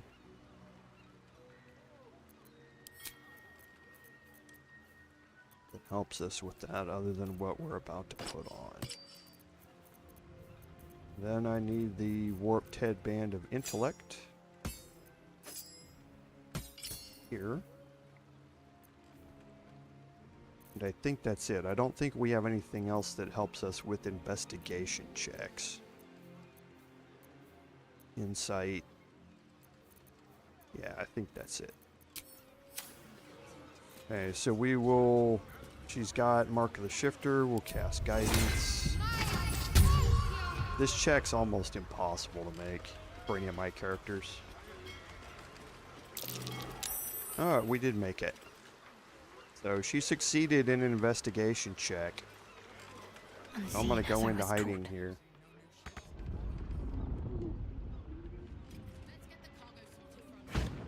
And in here, you have a shipment. This was a bunch of tadpoles that Ketherick had stored up and sent to Gortash, and we're going to take all of them. So we are back up to 22 tadpoles now. No time for Danny.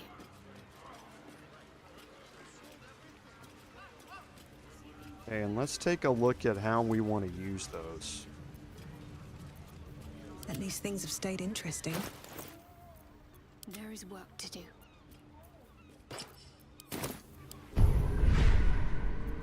Mind, never quiet. So for me, we've looked at most of these, and we've figured out the ones that we want and don't want. We do have Coal of the Week on here, which means that getting all of them would be very useful. We're going to go through and get Luck of the Far Realms on everybody, and we're also going to get Coal of the Week on everybody.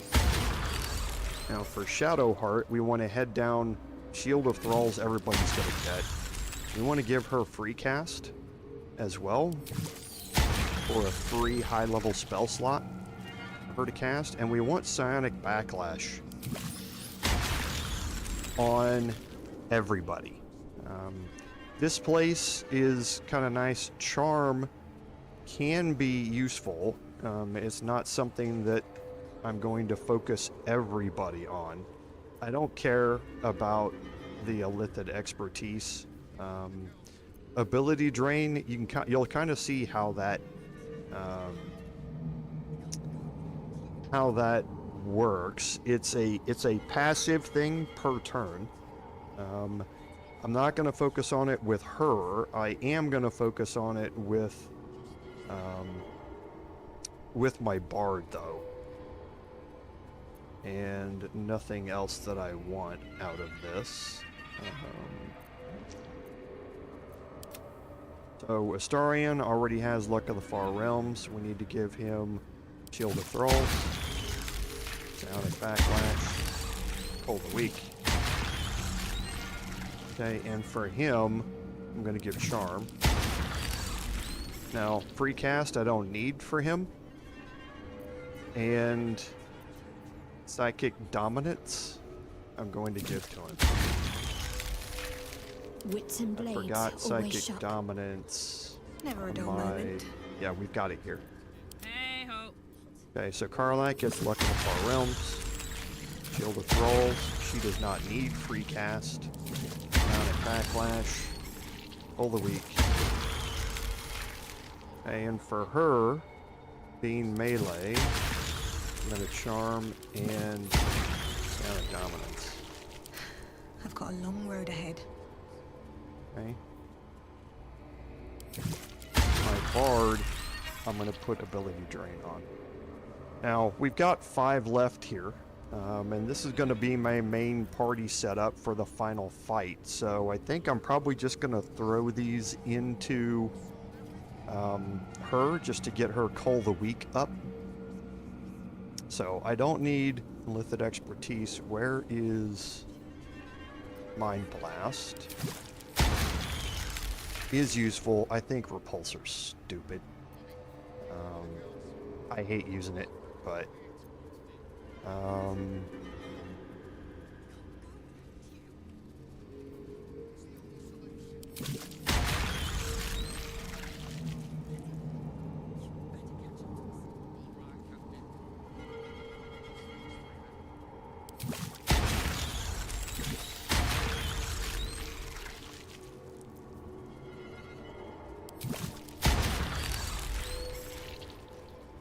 so we've used up all of our tadpoles, and we have 1, 2, 3, 4, 5, 6, 7, 8, 9, 10, 11, 12, 13, 14, 15, 16, 17, 18, 19, 20, 21, 22, 23. So because of Cull the Weak, when anybody drops to 22 hit points, they die. And they're going to do 1d4 psychic damage in a range around them. Okay, so now while we're down here, we're going to go down and we're going to have an encounter down here. Now, how much gold do I have? I have that much gold on me?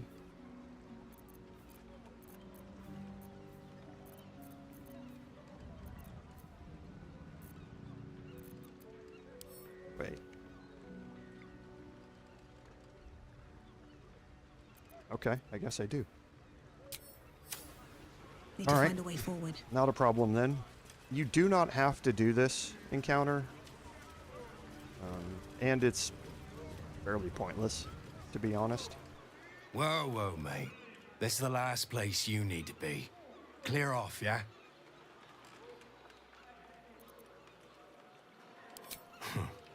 2 words.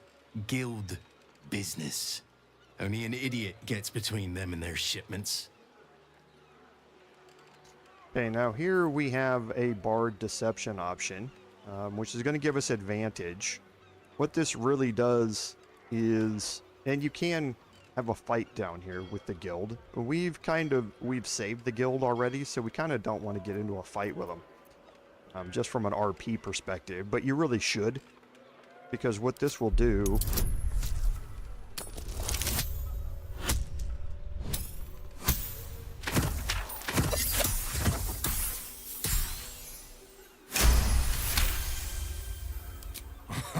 Why didn't you lead with that? I trust you're gonna balance the books too, yeah? what it really does is give you an option to pay 1,000 gold for it. Oh, yeah. Weapons, drugs, bit of fire wine. You know, the usuals. Okay, but it is really a waste of 1,000 gold. We just have so much, I don't care. Pleasure as always. Better clear it out before the fish get here. You know how they are. Okay, and what that allows you to do is loot the wooden trunk What's here. hiding here? And in here, like I say, fairly worthless stuff. But it is a completion that you can see what it is. There are more items you can sell here. These give you all different status effects that are mostly negative for the most part.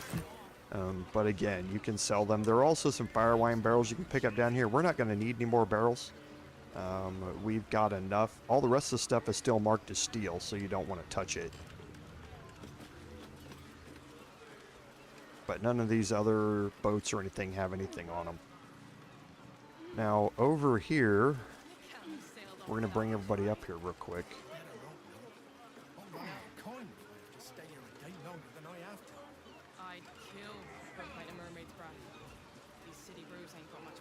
I'm going to break the group and have Shadowheart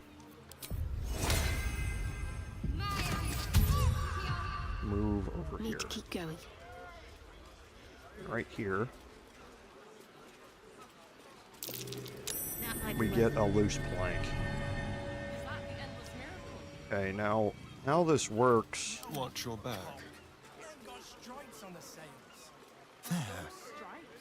Is you need to watch not the refugees, but the named citizens. So Cinna, Bruceller, and these. You can see there's detection cones all over it. Nothing So what you want to do is when Cinna is facing away, What's up for discussion? talk to Matey. Look for striped sails, they said. Every other ship's got stripes on its sails.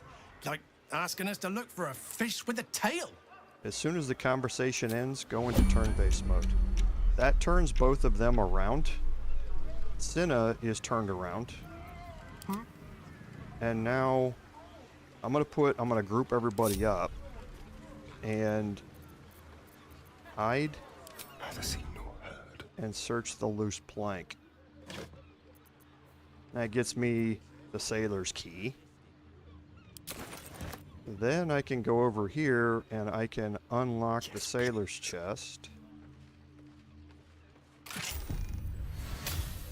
Take those, exit turn-based mode, and head to camp. And what that did was got me some more crafting ingredients and a book that talks about Umberlee and the Sahagin. So this book was, or this whole thing was part of the rituals that the Wave Mother was doing. This was kind of a storage chest for some stuff.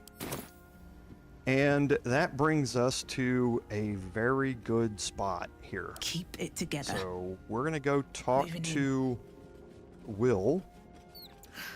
I have a lot on my mind. The heart of the gate is dead. We need to see my father. He should know what happened with Ansel. Okay, and then we'll go talk to Duke Ravengard.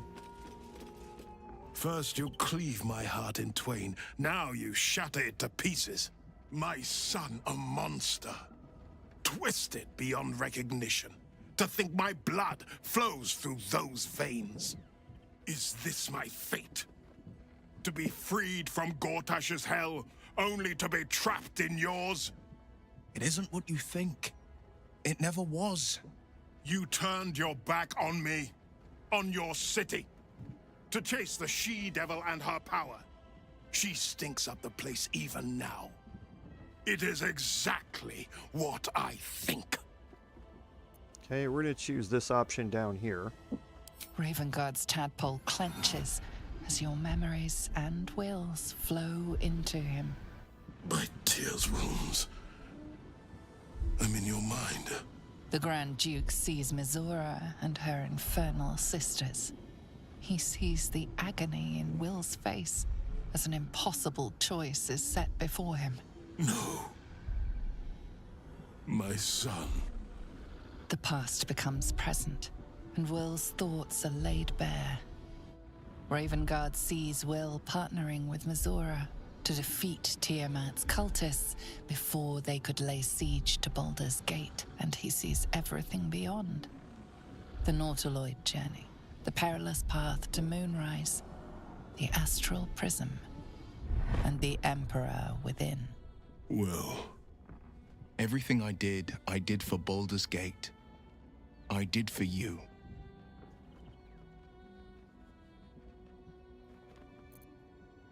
My son. You sold your soul to save Baldur's Gate, and I cast you out for it.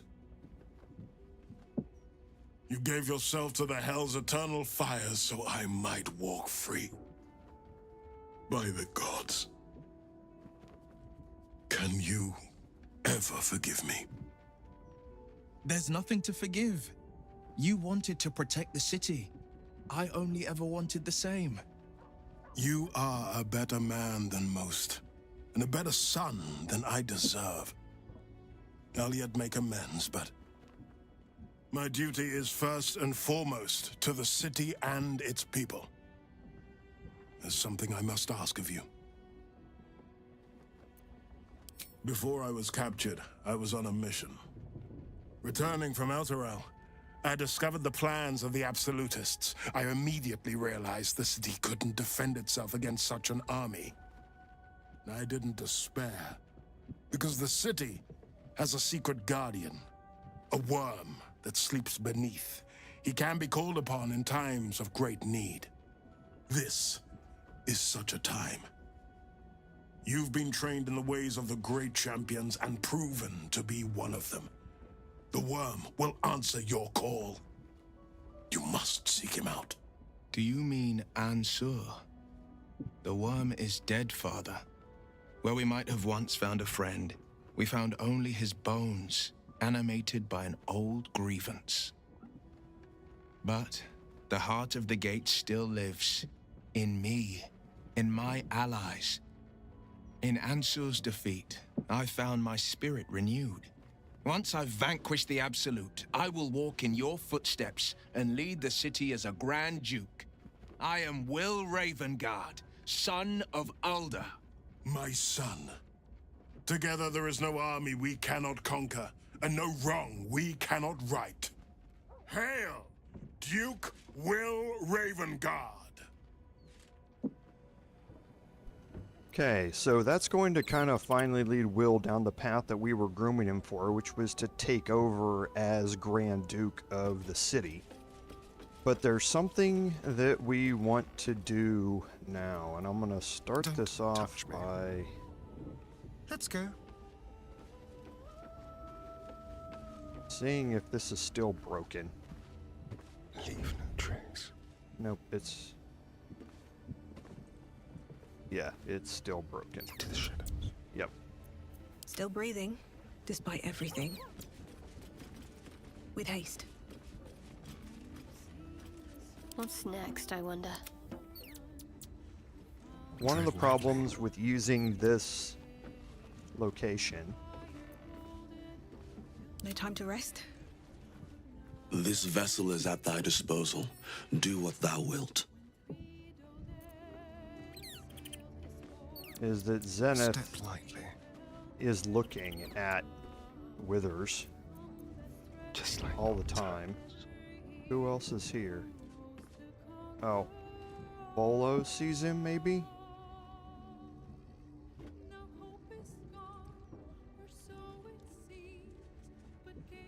Time for discretion. What's next? No time to waste.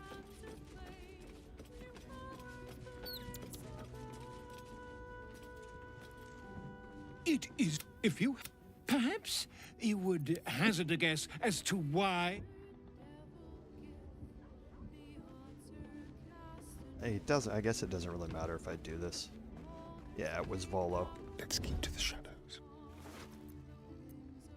I guess I don't really care about 100 gold pieces anymore, so I guess I shouldn't be worried about it. But that illustrates how you have to open, if you want to steal money back from Withers, you have to occupy Zenith if you've got your thoroughly stuffed spellcaster, and you have to occupy Volo in conversation to get them to turn away.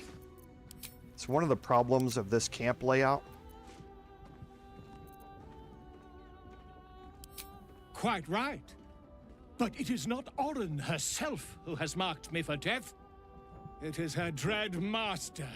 The Lord of Murder has returned. As he did 100 years ago, Bhaal has set his accursed sights on Baldur's Gate. And his temple runs red with the blood of the innocent. Orin is his chosen. And like Sarevok before her, she is able to take on the savage form of the Slayer. If the Slayer is not stopped, it will slaughter every living thing in this city. As one of those things, I'm particularly eager to stop it. And there is a way. I think I've had this conversation I before. just need a brave... Wonderful! It will serve you well. A study of the Slayer... I've already had this before. So, yeah, it looks like you get it every time a new character speaks to him about it. Still alive, so I want to talk to Withers about a new hireling. Thy wheel of fate turns ever to the dark. Dost thou require a new ally? The girl has left to hew her own path. She left behind a letter, as thou doth know. Hast thou other business? We do. We want to talk to him. Thy wheel of... Dost thou require about a hireling? Very well. Hey, we're going to recruit another hireling. Impossible. Thy party is full. And we want to leave Astarion out of this. As thou desire. Choose. And we're going to choose Brenna Brightsong. And the reason for this is that she's a halfling. So she's going to have access to the halfling luck ability, but that's only part of what we're going to do. So we're going to take her, and we're immediately going to reclass her. Father, they will die for you. Ah, I shall be here in thy camp. Very well. As thou desire. And we want to respec her, and we're going to start with Wizard. We're going to redo our abilities. The only ability we care about is Wisdom. It needs to be 16. We don't care about anything else. Okay. So we're going to give her a proficiency in medicine. So she's going to start with a +5 in medicine. Medicine's a wisdom-based skill. That's why we're starting her at 16. Spells, cantrips, none of that matters. Now for her level ups.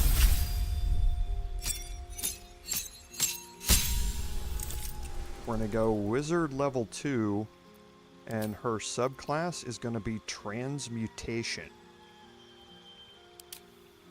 The reason for it is for experimental alchemy. You can brew 2 alchemical solutions instead of 1 when combining extracts if you succeed a DC 15 medicine check. Now, our goal here is to get it so that we can, the only way we can fail that check is by rolling double nat 1s. That's a 0.025% chance for it to happen. So it would be a 0.25. So it's a 99.75% chance that we're going to pass this. It's a 0.25% chance we'd fail it. So that's what we want to get us to here. And this is basically going to allow us to double our potion output when we go through this. Again, spells, I do not care about. The only thing we want at level 2 is our transmutation. Okay, now at level 3, we're going to switch to Cleric. We want the guidance cantrip, so make sure whatever you're doing here, that you have that selected. We don't care about anything else. Her proficiency is already at medicine. We're not going to be able to put anything else in it. Okay, so again, our prepared spells, we're not worried about yet. Her cantrips, domain, deity, none of that stuff matters. Level 2 cleric, doesn't matter. Level 3 cleric matters. Okay, and that's because we want access to the enhance ability spell. Now, the reason you choose them both is for flexibility, because both of these are concentration spells, so you can't cast both of them at the same time. But this is going to allow us, depending upon your party makeup, to either cast guidance or to cast enhance ability and have somebody else cast either of the other two. So it's just a flexibility thing to get both of them on her as a character. Level 4 at cleric, the only reason we're leveling cleric to 4 is to get our first feat. We want ability improvement, and wisdom's going up to 18. Again, cantrips, spells, as long as we have enhance ability prepared, that's the only thing we need to do. Now, level 7, we're going to do our third multi-class. And we're going to add in Bard. The reason for it is because now we're going to gain our proficiency bonus added into our skill modifier. Okay, spells, cantrips, none of this matters. Level 2, nothing matters on Bard.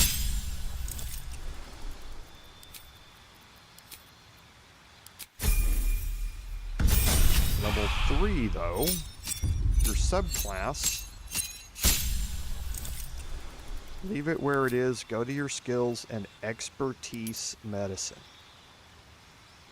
Okay, as far as these three, doesn't matter what you pick. For your spells, none of it matters.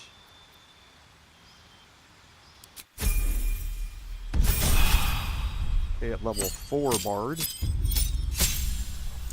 we get our second feat, and that's ability improvement up to 20. For spells, cantrips, again, none of it matters.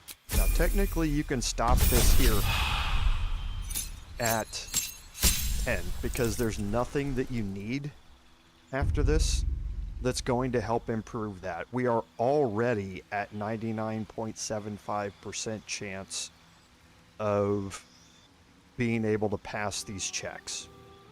Okay, so it doesn't really matter what we do from now on. I'm just going to stick these last two into wizard.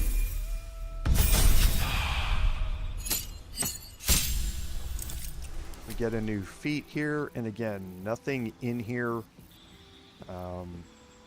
really helps us do anything. We can't do ability improvement again because that maxes out at 20. There is lucky. You gain 3 luck points, which you can use to gain advantage on attack rolls, ability checks, or saving throws, or to make an enemy reroll their attack. This doesn't come into play when you're doing the background passive checks. It only comes in during active checks, so it's not really going to be of any use. And now I'm going to go to our inventory, and everybody is going to drop their alchemy pouches onto Brenna. At least things have stayed interesting. Oops.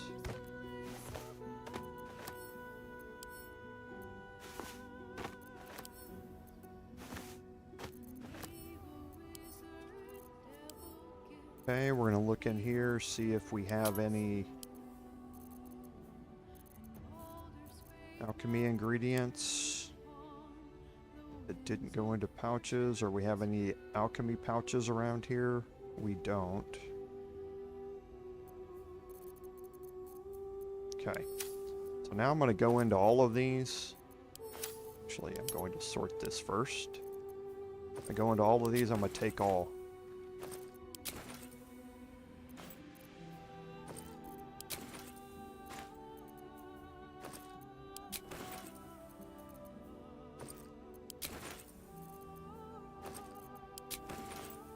So that all of these are in my inventory. Now, some of these are not alchemy ingredients. Okay, some of these are things I threw in here kind of by mistake. But some of it, like these crystals and that sort of stuff, because they look just like the fire ambers. And the round flasks and all this sort of stuff. Okay, so now what you want to do is I'm going to bring Shadowheart over Whatever here. it takes. Okay, and I'm going to go into turn-based mode when I do this. I do not want the spells running while I'm going through this. Now, let's look at Brenna first.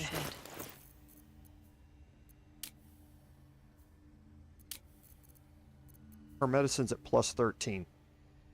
She needs to pass a 15. Okay, so right now, even if she rolled double nat 2s, that would be 15 and she would pass it. Okay. Now the problem is that right now she doesn't have advantage. So she's only rolling 1 die. And that gives her a 5% chance to fail. So what we want to do is cast Enhance Ability on her. That's going to give her advantage on that check. So she has to roll 2 nat 1s for her to fail it. Okay, now technically I don't need guidance here. What guidance is going to mean, I mean, basically is nothing at this point because of how this build is set up. But I always tend to throw it in there. And just... yeah, if I was doing this in tabletop, I would have to throw guidance in because a double nat 1 is not an automatic fail on ability checks in tabletop. So that's how I think about this, but I don't think here in the game it's going to matter. But what I'll do is go into turn-based mode. I'll cast Enhance Ability Wisdom on myself, so she'll have advantage on these checks. That timer's not going to run. My faith will It guide lasts me. until long rest. Guidance runs. Everything is clear. And now I can go into her alchemy tab. Okay, now I'm going to extract all ingredients. Okay. It gave me 19 recipes that are new when unlocked. Okay, and you can see that my salts, I can't craft any more of these. All of my ingredients have already been crafted together to make a salt or a sublimate. Or it's made one of these 6 things here. So now all the potions I have available to me open up. Okay, so antidotes, I can craft 23 antidotes if I want. But she's going to make a check to do 2 instead of 1, so I could get 46 out of this potentially. Right? So what I do is I focus on the ones that I'm going to want the most, and that's when I start looking at elixirs and potions. Okay, so I'm going to be getting short on Cloud Giant and Hill Giant Strength potions. I can craft 1 of these. But when I craft it, she succeeded a medicine check, so she's going to get 2. I can craft 2 of these. She succeeded, so she got 4. Okay, and that's how this works. So I want Bloodlust, and craft these in order in which you want them, because they all can use any salt, you see? So I've got 88 salts, so craft them in the order that you want them. So that's 10 of those. And now I'm going to go to potions. Because I want potions of speed. That's 24 speed potions.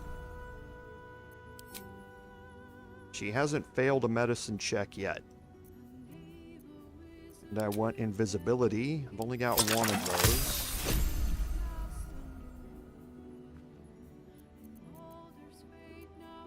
I don't need potions of flying. So now I can start looking at other elixirs. And viciousness. I don't need elixirs of vigilance. I don't need tadpole elixirs, so I can start looking at my resistances now. Fire is definitely going to be needed. Psychic is definitely going to be needed. Might as well craft some universal. I don't really need them though.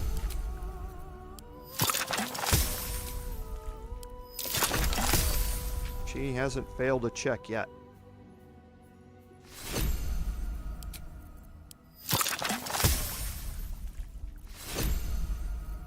Okay. So before I start looking at that, I want to close this. I'm going to exit turn-based mode. As soon as it comes back in, I'm going to do it again. Sometimes this thing gets a little weird. Yeah, see? It put some more ingredients back in an alchemy pouch.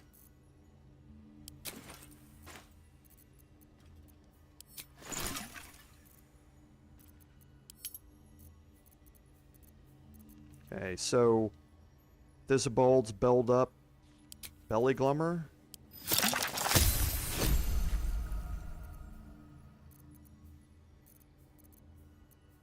That's most of the coatings that I want. Or grenades.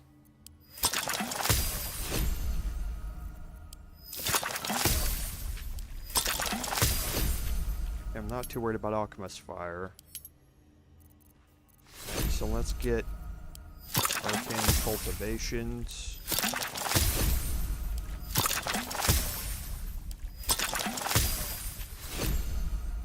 Still hasn't failed a medicine check. Okay, not gonna need many more of these. So let's start getting our healing potions.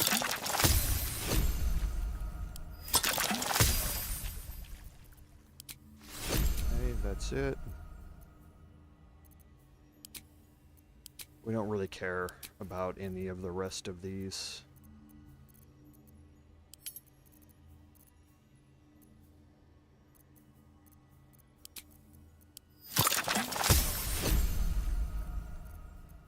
I don't normally use things like elixirs of the Colossus and that sort of stuff. I think I have better ones to use.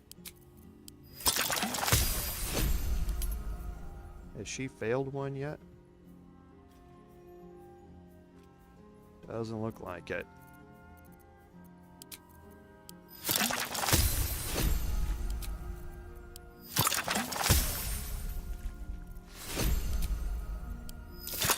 Okay, so we'll just craft all the rest. At this point, I don't really care.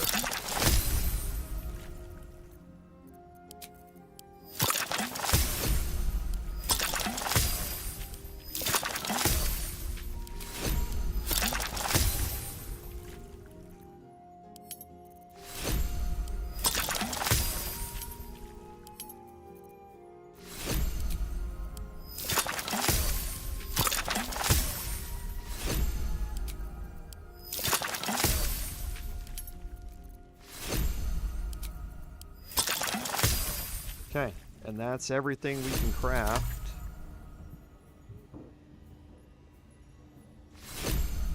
And she did not succeed or fail a single check all the way through it. So now if I look at her inventory, I'm going to have some alchemy ingredients or that were unused because I don't have 3 of them. So I can't craft them together into certain amounts. So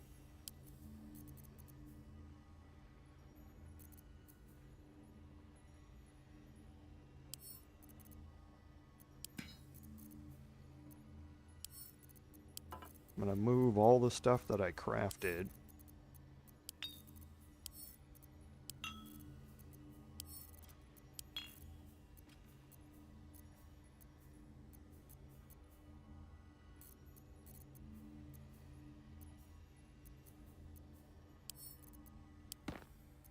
To Astarian, I think that's everything that I crafted.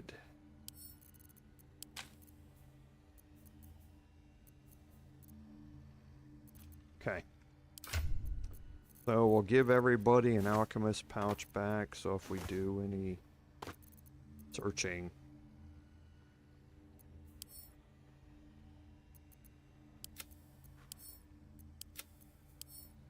Who's not with us? Astarian is not with us.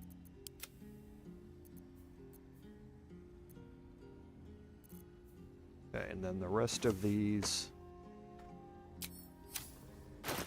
that should have picked them all up.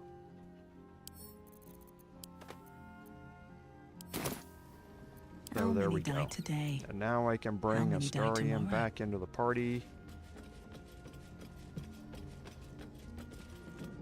Hello, my dear. I would, but you have so many friends already. Excellent. And that's the last time that we're gonna need her. Lead on.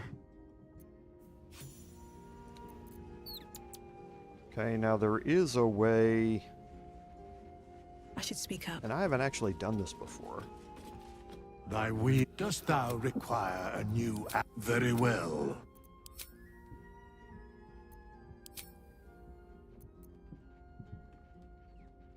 Oh, maybe they have to be in your party to dismiss them. I've never dismissed a hireling before. This vessel is at thy disposal. But the vessel only stares blank. This silk. Thy will. Dost thou require a new app? Very well. It is done. Okay, so yeah, they go away then. So they're not cluttering up this area back here. No, I don't need to do that. I'll put Zenith back in the party. This vessel is at thy disposal. This...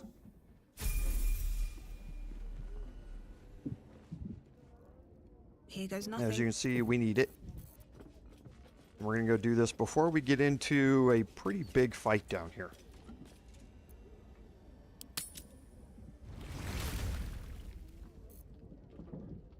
See if Will needs to talk to us or anybody does. Doesn't look like it.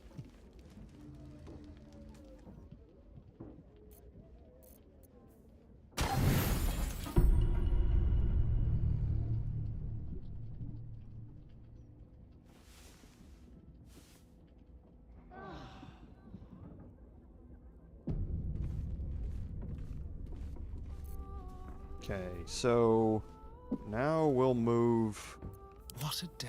Astarian over here. Shall we? What's the story? We'll move my bard over here. Best be on my way.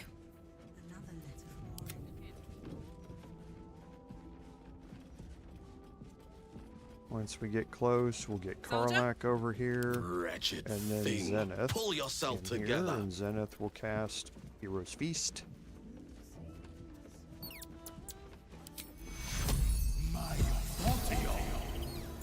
Pick up the camp supplies. Shouldn't have wished to live in more interesting times. Shadowheart back in Shah's his blessings upon you. place. Your dance card is full. Lead the way, then. And now our party's back. Okay, Will wants to talk to us, and this is because his conversation arc's broken. Hells, our time is short. My father is here, and by the living gods, I will free him. Go then, quickly. Yeah, and that broke his... Always good to talk, my friend. That broke his conversation string there a little bit because we did those conversations out of order. His conversation string's always been a little buggy. At least the exclamation point above his head goes away now. It didn't used to go away. So we're gonna leave camp.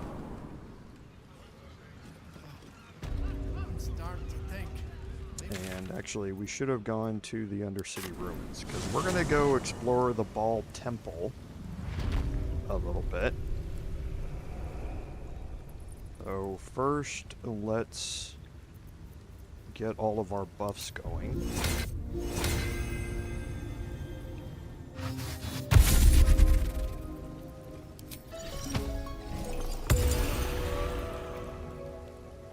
There's no time to waste. Straight throat glaive.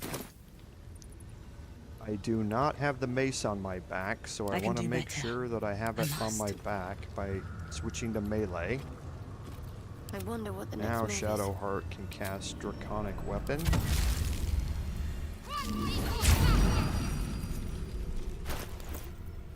Then I'll put the Spear of Evening back on, and the Sentinel Shield.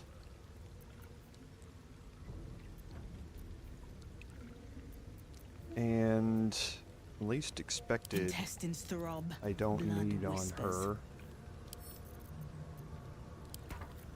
My faith protects me. Let's give her the ability to cast haste.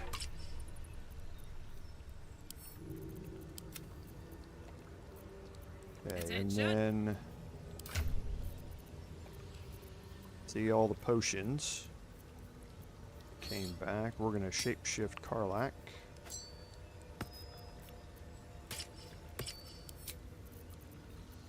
Into a dwarf. Taking these back out, unequip and re-equip the Dwarven Thrower, and now we got more Hill Giant and Cloud Giant potions. So she gets Hill Giant. Astarion gets Cloud Giant. And we should have enough of those potions to get us through the end of the game now. All's well that ends not as bad as it could have. Okay, now one more thing I'm going to do is I normally don't have to do this. But for this,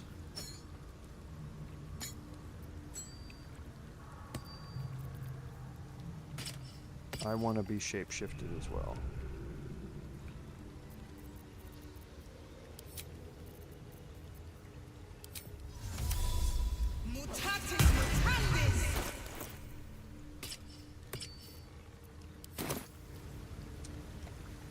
Okay, and I think we are ready. So the Temple of Bhaal here, the Undercity Ruins. Last time we explored most of this. This is actually left over. That cache is not there. So we explored almost all of the sewers last time. There are a couple of things that we haven't looked at, but nothing really immediately important in any of those. The Temple of Bhaal is this way. And for that, there's this hanging corpse that's right above this skull here.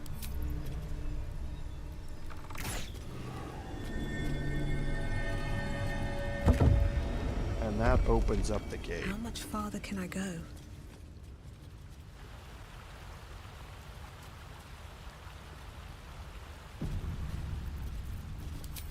Don't know if you can talk to Jester or not. Never tried it. The corpse remains silent. That gets Speak with the Dead active, though. Let me make sure I've got all the correct gear on here.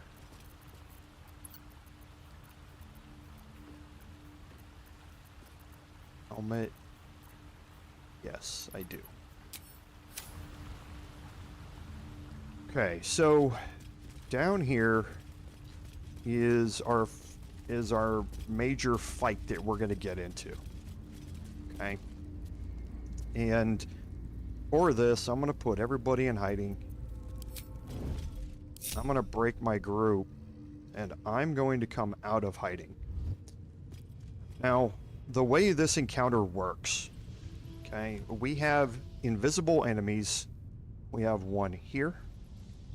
We have 4 up here. We have 3 in here, or 2 in here, and 3 down here, with a 4th down inside of there. We have 3 up here. And we have 2 up here. And they're all invisible.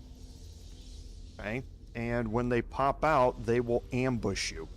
Now the 5 that are here, and actually there might be 5 up here. Or no, I think there's 4. And 3 of the ones up here have bows, and they shoot arrows of roaring thunder, which will push you off of this into the chasm. And they love doing it. And for some reason it seems to succeed more than it ever should. Now, what makes this complicated is the fact that standing right here is an invisible enemy. And when you come into this room, once you cross a threshold like right here, a cutscene will play, and he will start a countdown timer. Once that countdown timer ends, characters start dying. He has power word kill that he can cast on those characters when that timer ends. So you have a very short amount of time to be able to kill him. Right? And that means you have to make your way all the way down there with these people shooting stupid arrows at you and all sorts of stuff to reach him to kill him. The other thing is that there is a decent item in here that you can loot. There's an enemy right up here called Strangler Luke. He has the Bone Spike gloves, which is the last set of items in the Bone Spike set. They're arguably not all that great, but if you want to loot them, you have to kill him and loot his body before you kill this enemy here. So, and you're on a time limit, so it makes it much harder to do. Now, luckily, there's a way around this, and that if you're invisible, you don't trigger the cutscene. So what I'm going to do is I'm going to go invisible. I'm going to move down to here. That's going to allow me to fly up to here. Hopefully when I get close enough, I'll spot all 3 of these enemies. Then I'm going to fly right behind this guy and spot him. Do some damage to him, and as soon as you do damage to him, he's going to teleport down here. If I stay up here, there's no other way for him to get to this point. So he'll just stay down here and won't attack anybody. And that will allow me to spawn these other groups whenever I want. And however I want. And kill them and loot them without the timer going off because the cutscene didn't play. Okay, so that's the strategy here. I want everybody else back here to stay in hiding so I can bring them in, and hopefully, we'll be able to get something else to go our way. So let's look at invisibility here. We're going to drink it, and we're going to start moving. Step. The perception check, you don't need to pass.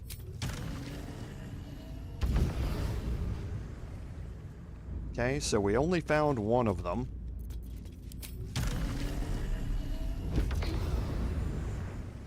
There he is. Okay, so now I'm going to go into turn-based mode. If you don't spot him, use an AoE attack. So in this case, I would use Slashing Flourish or something like that to be able to spot him. I don't really care that much about what I do to him, as long as I do some damage to him and I start this fight off. Because then I'm going to have free movement around here. You'll kind of see. I am going to do a defensive flourish, though.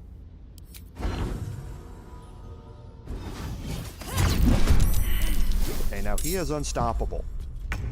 He's got 5 turns of it. Okay, now you can see also he got ability drained, charisma, for 1 turn. That's the passive that is being applied here. All of my melee attacks are going to drain his charisma ability score. Now, he's got high ability scores on all of his spellcasting stuff, so it's not really going to do anything here. Now, I'm going to fly back. Oh, I did find all 3 of them. So I'm going to fly back up here, and I'm going to start dealing with them. I want to clear the pathway down here for my other characters to walk through. I'm going to take an opportunity attack here. That's fine. I've got defensive flourish. I don't care about him charming him. But I'll see if it'll work. It didn't. So I'm going to move up here. And I want to get into combat with these three. Okay, now this is the one and only time where repulsor actually makes sense. You can actually use repulsor. Now, they have really high dex, so they have a really good chance to save against this, against repulsor. But it is a possible way to get rid of all three of these enemies together. For me, I'm not all that interested in it. I want them to turn and attack me, is what I want them to do. I'm going to leave everybody else back here. One thing I am going to do, though, with my bonus action is cast Shield of Thralls.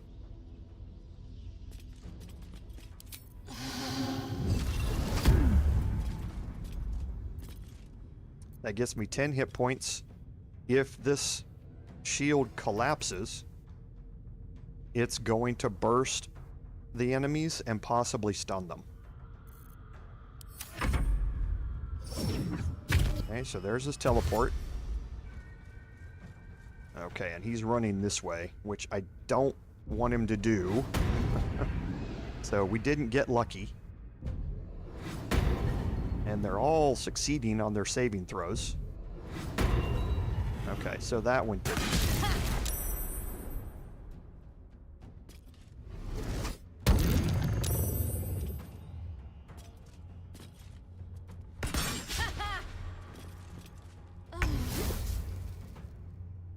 Okay, so I'm going to ping these three here, or these two here. Right there. And right there. I don't think I can get both of them. Maybe I can. With a slashing flourish. Let's actually move back a little bit.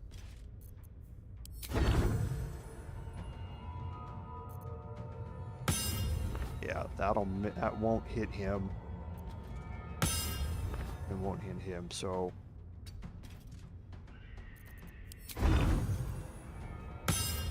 that'll hit him. Go right here. That won't hit him, so it's not really gonna work with both of them, I don't think. Oh, it did hit them both. Okay, good. So I got one dead. And I don't think I'm gonna need to react here. Killed one outright. He's got Sanctuary. But that doesn't matter. Because these are AoE attacks. Roll the crit.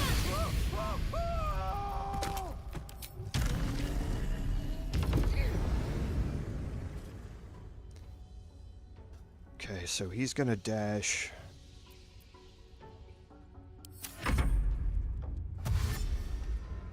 I need him to turn around.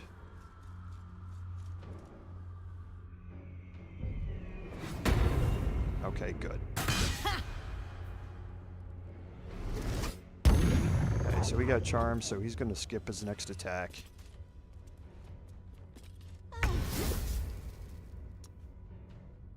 He doesn't have Sanctuary anymore. And I don't care about looting any of them. Their items, they don't have a whole lot that you're gonna need. So let's do a mobile flourish here. Why is that not going to knock him off there?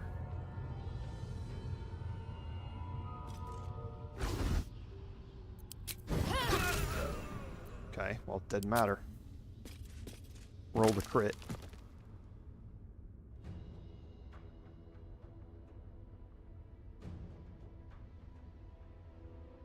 Yeah. No, I didn't. I just did a boatload of damage. Okay, so now I'm going to move back and try and draw him back down this way.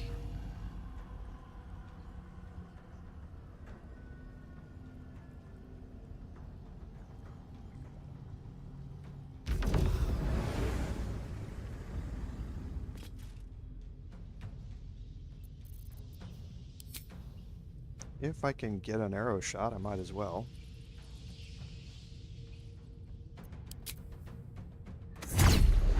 Just get rid of his unstoppables. Good. That's what I want him to do. I want him to move back toward me. And I'm going to do this one more time with him. Move him back towards me. So let's move somewhere I can get a shot at him.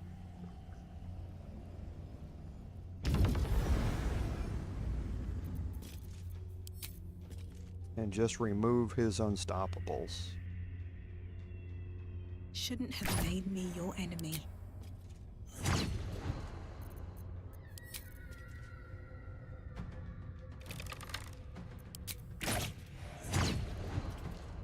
Okay, now here he can come up the ladder and get to me. So I'm gonna move back here.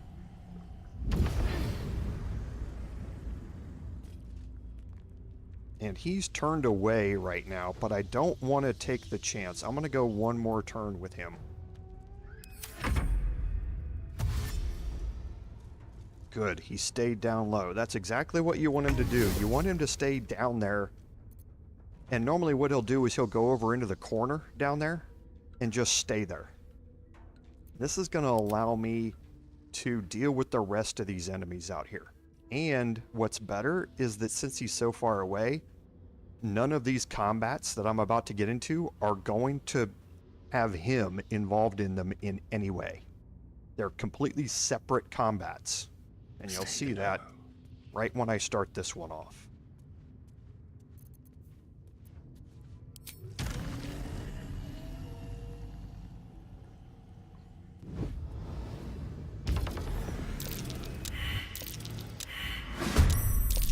So you see this combat? It's only got Astarion and those two in it. It's completely separate from the combat going on over here. So I'm just going to let this combat sit there. Not going to do anything with it. And let's start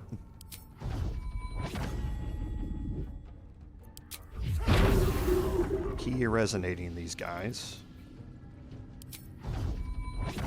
This is going to provoke an attack of opportunity, but I'm not too worried about it.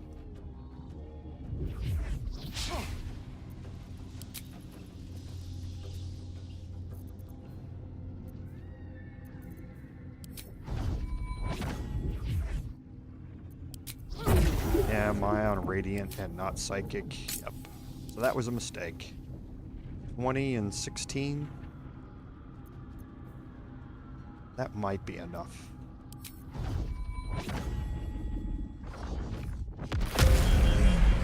And now, see, that combat's over.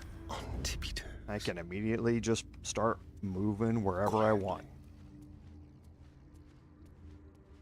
Okay, and this is what helps you manage this so much better.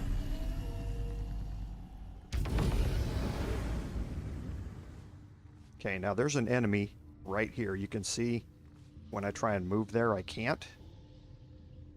Okay, there's an enemy there. We're going to deal with him here in a second. But I am going to move right up here in the middle of all of these people.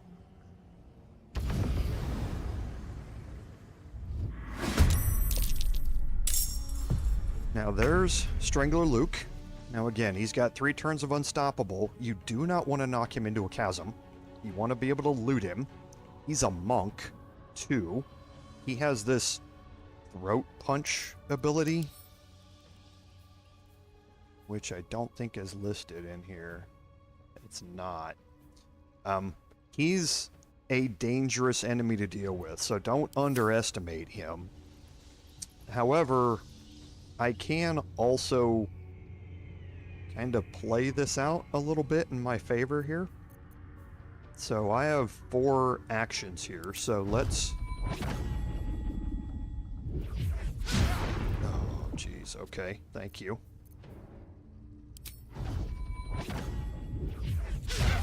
Oh, double nat ones. Perfect. Love it.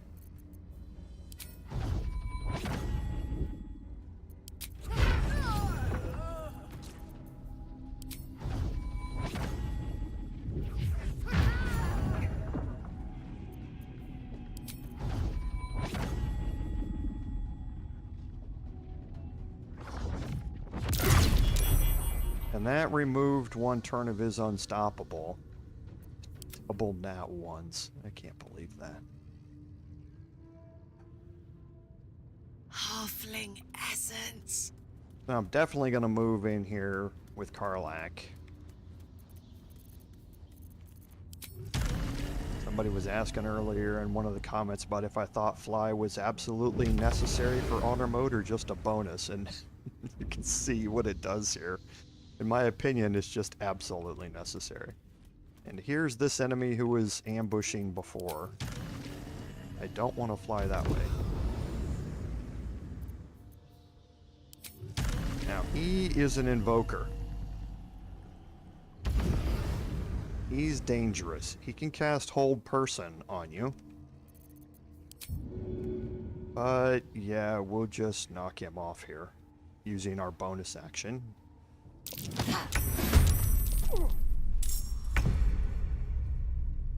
And then I'll move up. We're gonna start our frenzy.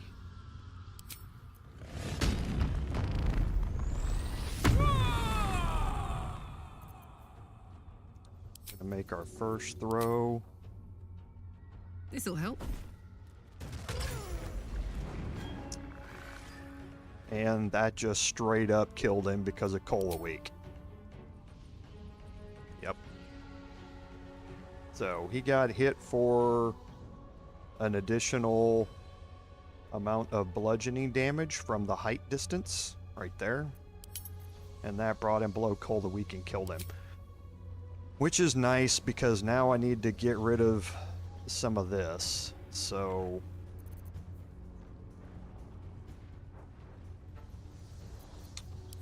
we'll throw... I'm not going to be able to see him. I can do it from here, though. I just won't have the height advantage. I might even have a disadvantage on the... or a -2.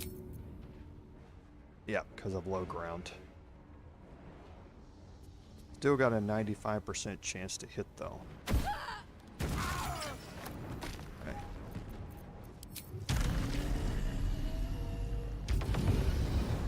We'll fly up here and get rid of that -2. He's got 2 turns of unstoppable left. Let's bring Shadowheart over here.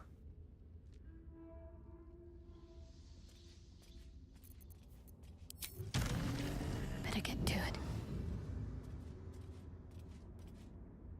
And again, I've still got combat going over there. The game has just paused it. Because it's waiting for an input from me that I'm just not going to give it.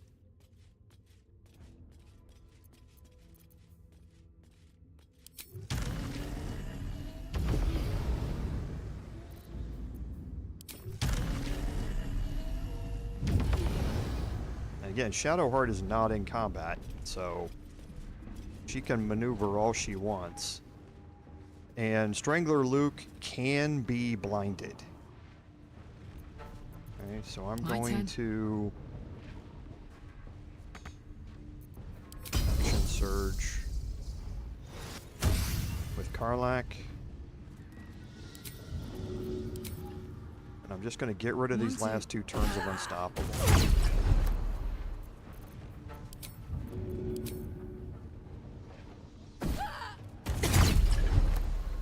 Okay, so that's all gone. Mission Shadowheart. has to come first. is now going to step up here. So she's in the darkness cloud. Throw darkness up here.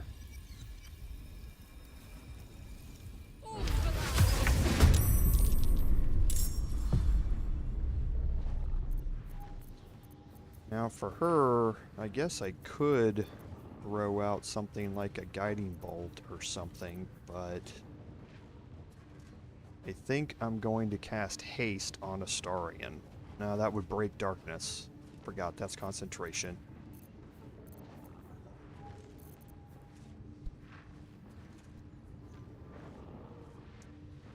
So I think I am just gonna probably let this go.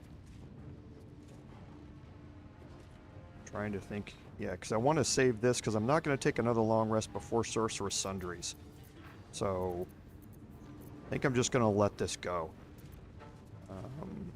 on this turn. I got Darkness out, which is what I wanted. I'll throw out Shield of Thralls here because why not?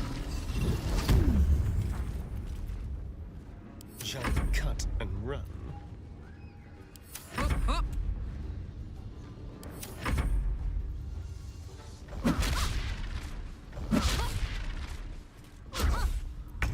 Nice, he missed all of them against the displacement from Shadowheart. So now he's open to damage. He is steeped in bliss, so we're on psychic, and we shouldn't even have to use key points. He rolled a 41 to hit. Look at that. Rolled a 19 plus 4 proficiency plus 8 Tavern Brawler plus 2 Seeking Blood plus 8 Strength modifier for a 41 damage. Or 41 attack roll. That's incredible. Astarion. OP.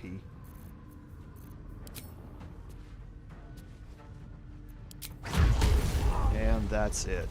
And now everybody can just go back into hiding. On the hunt. Like a vandal. We'll cancel out the darkness. Let's have And some Astarion will loot Strangler loot. And there are the Bone Spike gloves. Now again, you have to loot him before you kill the Farslayer.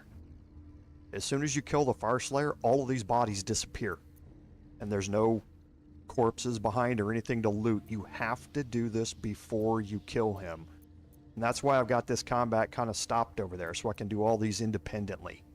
So your attacks ignore resistance to slashing, piercing, and bludgeoning damage. Just ignore it. So these are okay for Karlach to wear.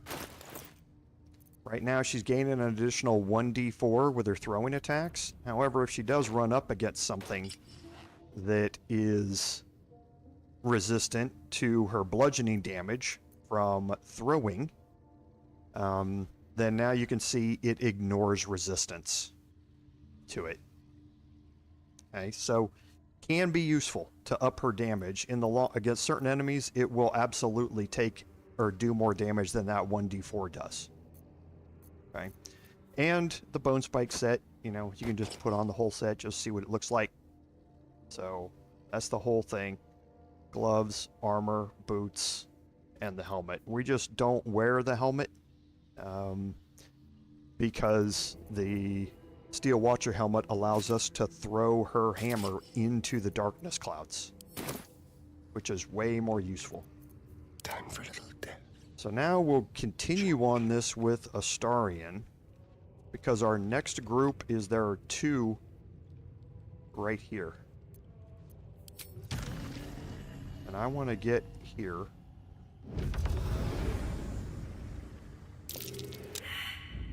Oh, there are three here. Okay, he actually didn't get...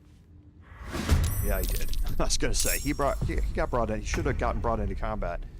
Definitely pick up the smoke powder barrel first. You can sit back here and use it to blow them, try and blow them out of here. I tend not to do it. Smoke powder barrels are way too useful, and we'll see that here in a little bit. So for this, I'm just going to start key resonating everybody. And I want to get a kill here, hopefully.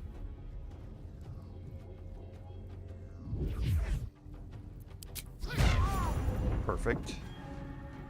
Now I'm going to fly over here.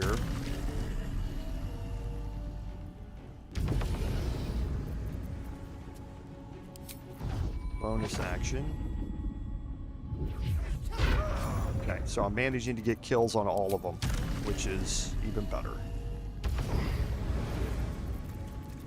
And we'll key resonating punch her. Okay, so didn't even need the key resonations. Managed to kill them all.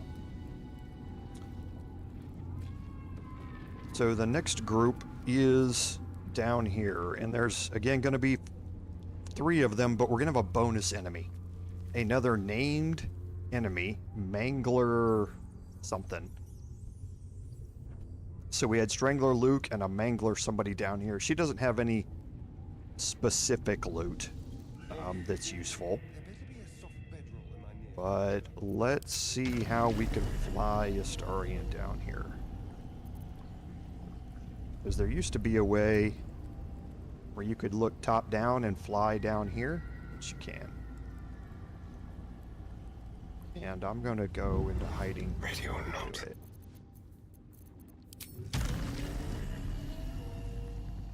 I don't think it's going to matter. I think he's going to get seen as soon as he goes down here.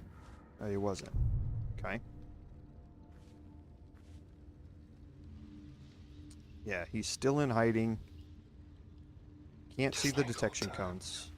I failed a perception check. So I'm just going to move down here. I moved into an aura of murder here. Now I'm going to come out of hiding. That drops me into combat. And here's Manglin Abbey. Now, what's fun about this...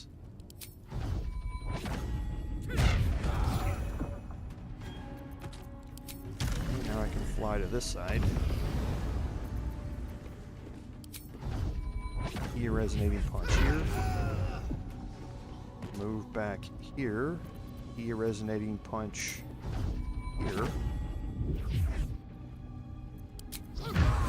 And now I'm gonna stand right here. I'm gonna let Manglin Abbey come to me. Okay, she's right there. She's gonna have to dash to get to me. And hopefully she stands somewhere around in here. She's gonna move back just a little bit.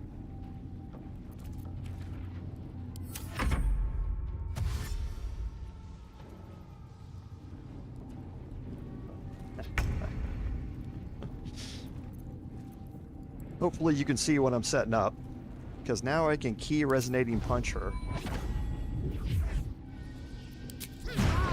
Now I don't need to do this. I could kill her flat out without a problem. Oh, and why did his key resonation go away? Oh, they both did. Oh, the turn-based stuff for them when they died must have started running. Okay, that's too bad. I thought that... I didn't think key resonation started running after they died. I thought it stayed there for 10 turns, but it doesn't. It runs out. That's too bad. Because, yeah, what you can do is if she stops right there, you can detonate this blast here. It will get all 3 of them and her. And at that point, each one is going to do 3d6 times 4. So you can kill her outright just with a key resonating blast. I don't need to worry about it here. I can kill her easily enough with all of this.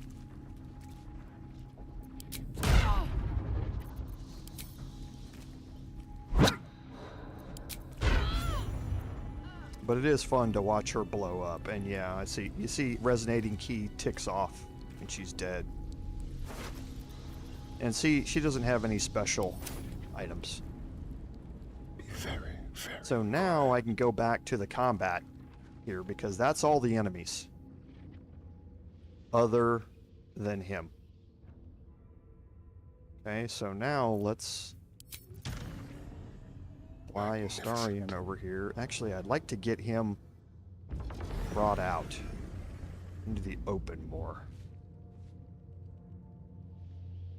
Stepping softly.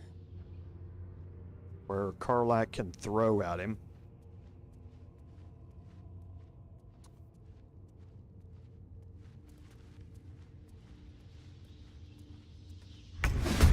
So that's going to bring him into combat too.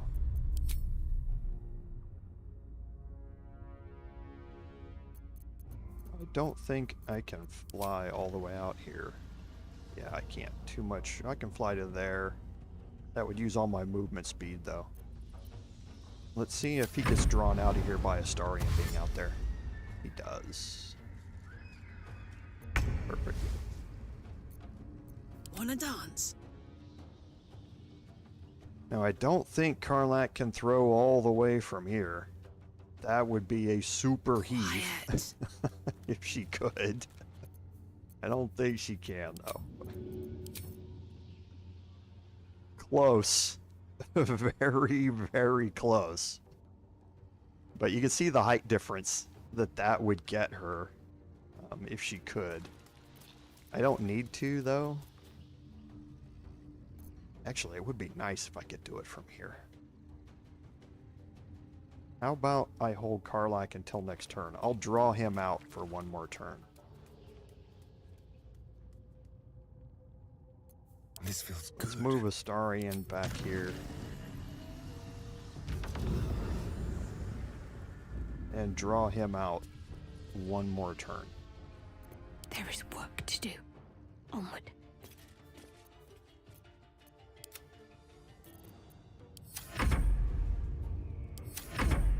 And he's gonna dash.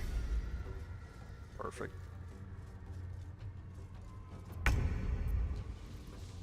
Ready for some good Now news. Karlach can hit him from up here. Long and low. Now, he doesn't have any loot on him, so if you do knock him down into there, you know, feel free. But I'm not going to. Look at this height difference. Easy as.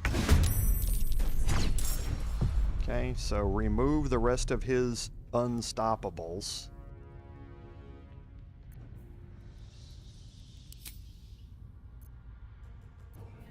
Let's spill some blood. Was that the last of his unstoppables? Yes, and it knocked him prone too.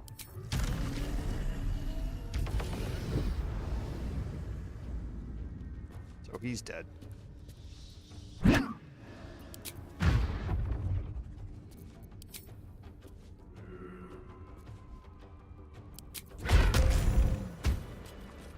Easy enough. And now you can see when he dies, he's going to turn into a pile of ash, and you see all the bodies. They disappear. So you have to loot them before you kill him.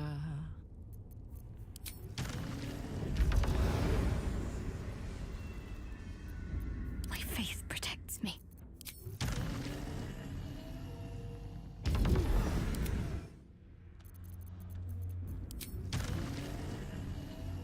Fly is so much better in this encounter. It's crazy how much it helps. Now there is some stuff in here that you can loot. There's not a whole lot. It's just mostly trash items. So we're gonna continue making our way through here. There's a chest back here in the back. That's curious. There's a scroll here that just talks about Luke the Strangler's or Strangler Luke's history. Nothing really serious. What's in here?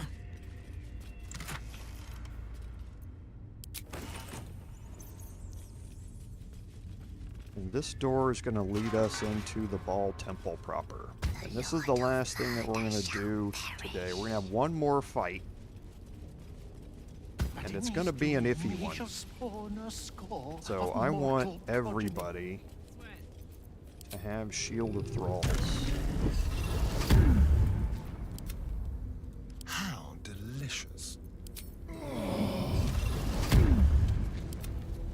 Still in control. Just. Because, like I say, this fight's a little bit iffy. but there's something down here we need to do.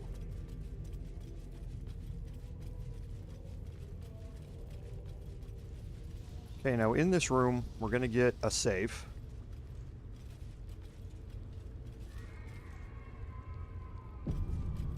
And we're also going to get a conversation. Rats. They swarm when an elder brain is near. We must be close to its hiding place. Okay, now cranium rats have an infectious madness passive feature. After the cranium rat takes damage, the attacker must make an intelligence saving throw or become confused. Now, when you're confused, you are hostile to everyone. Okay? Now, you need to make a wisdom save to come out of it, but an intelligence save to avoid the condition in the first place. Okay? So...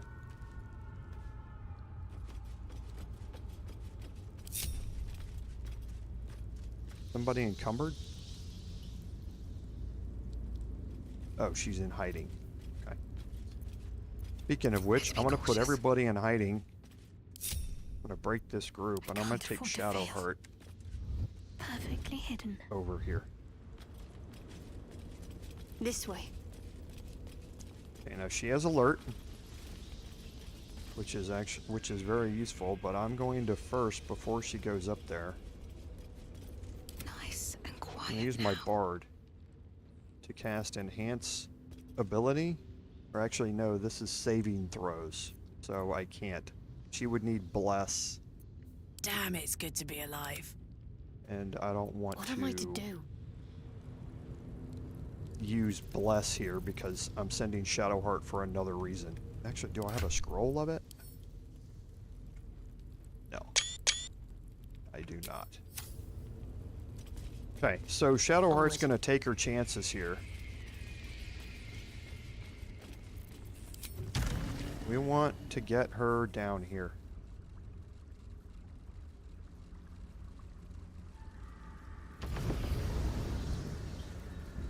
So she finds that waypoint.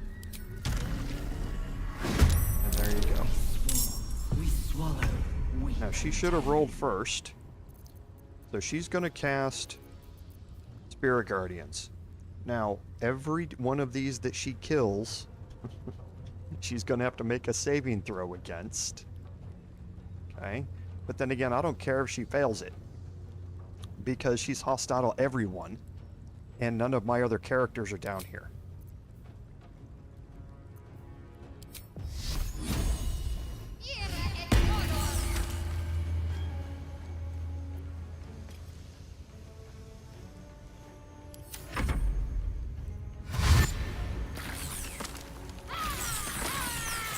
There you can see she's gone hostile. You can see she's got a red border around her. She's confused. But again, I don't care, because the only people she can attack are the rats. You see, she skipped her turn.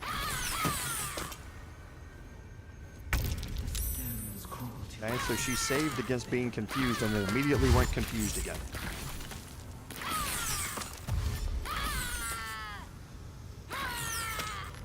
Now she's confused. I'm going to wait for this to run out. And she saved against it. Okay, so that's the benefit of splitting her off from everybody.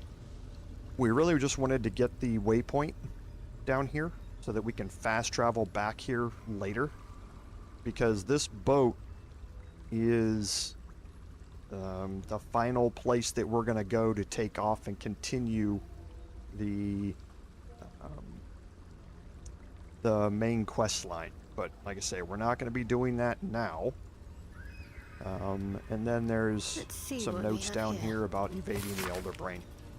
Gortash and the Emperor talking about the Elder Brain. So there's nothing else that's really down here. There's some other stuff that you can pick up. There is a chest down here. but it's just some crafting ingredients that honestly we don't need at this point.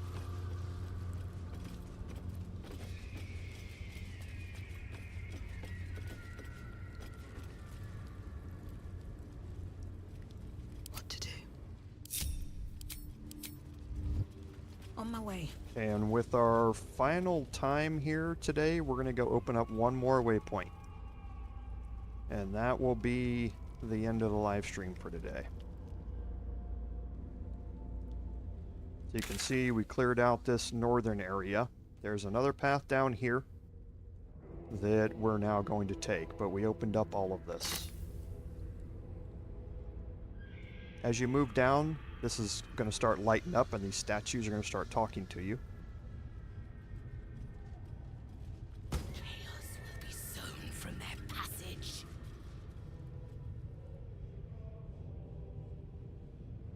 Okay, you can see the waypoint down there.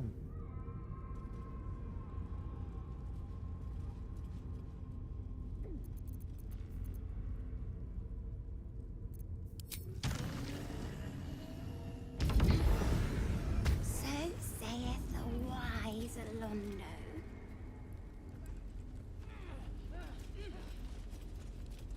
Okay, now just to show you, once everybody gets down here.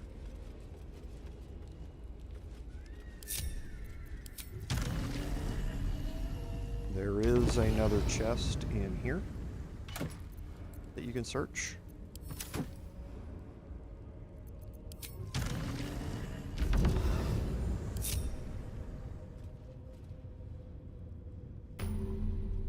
And there's the waypoint.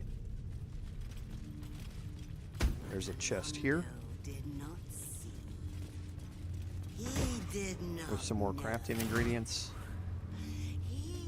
And we're going to cross the main bridge up to this point. Okay, the waypoint that we unlocked is right there. We can now fast travel to it. The Temple of Bhaal is now listed, and that was the main goal here. Now what we're going to be doing, I'm going to drop a save here.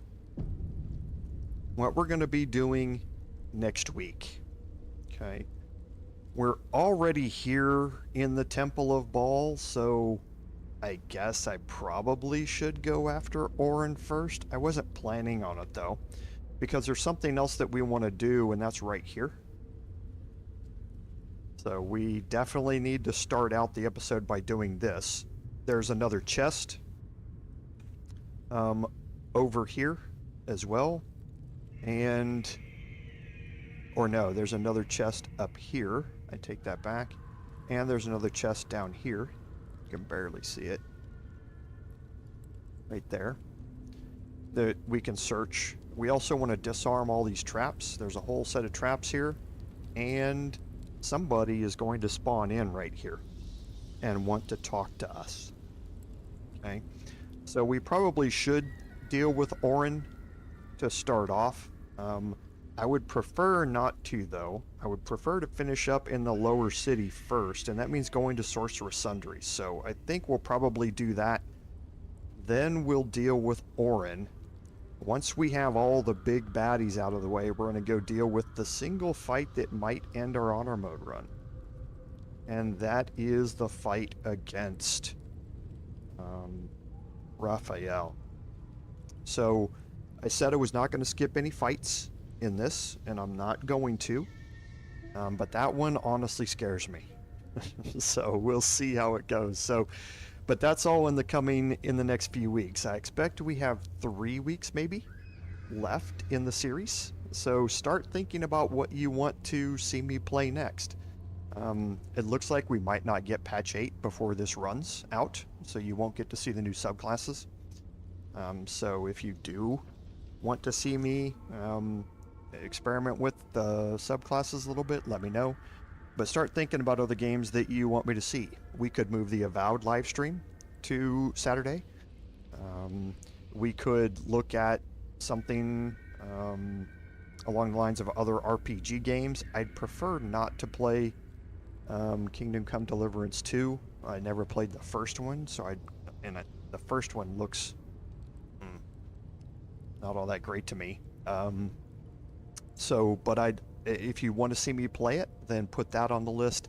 And I'll put up a poll here, and we'll start thinking about what we want to do when this live stream ends. So, again, thank you all for being here today. And thank you for letting me know that I had the countdown timer still up on the screen. Thank you for that, Kulsa. I appreciate it. That's one of the other reasons I love my interactions with my fans and my community. You know, they're great because, as I always say, without your support, none of this would be possible. This is Commander Jerval saying, until next time, fare thee well.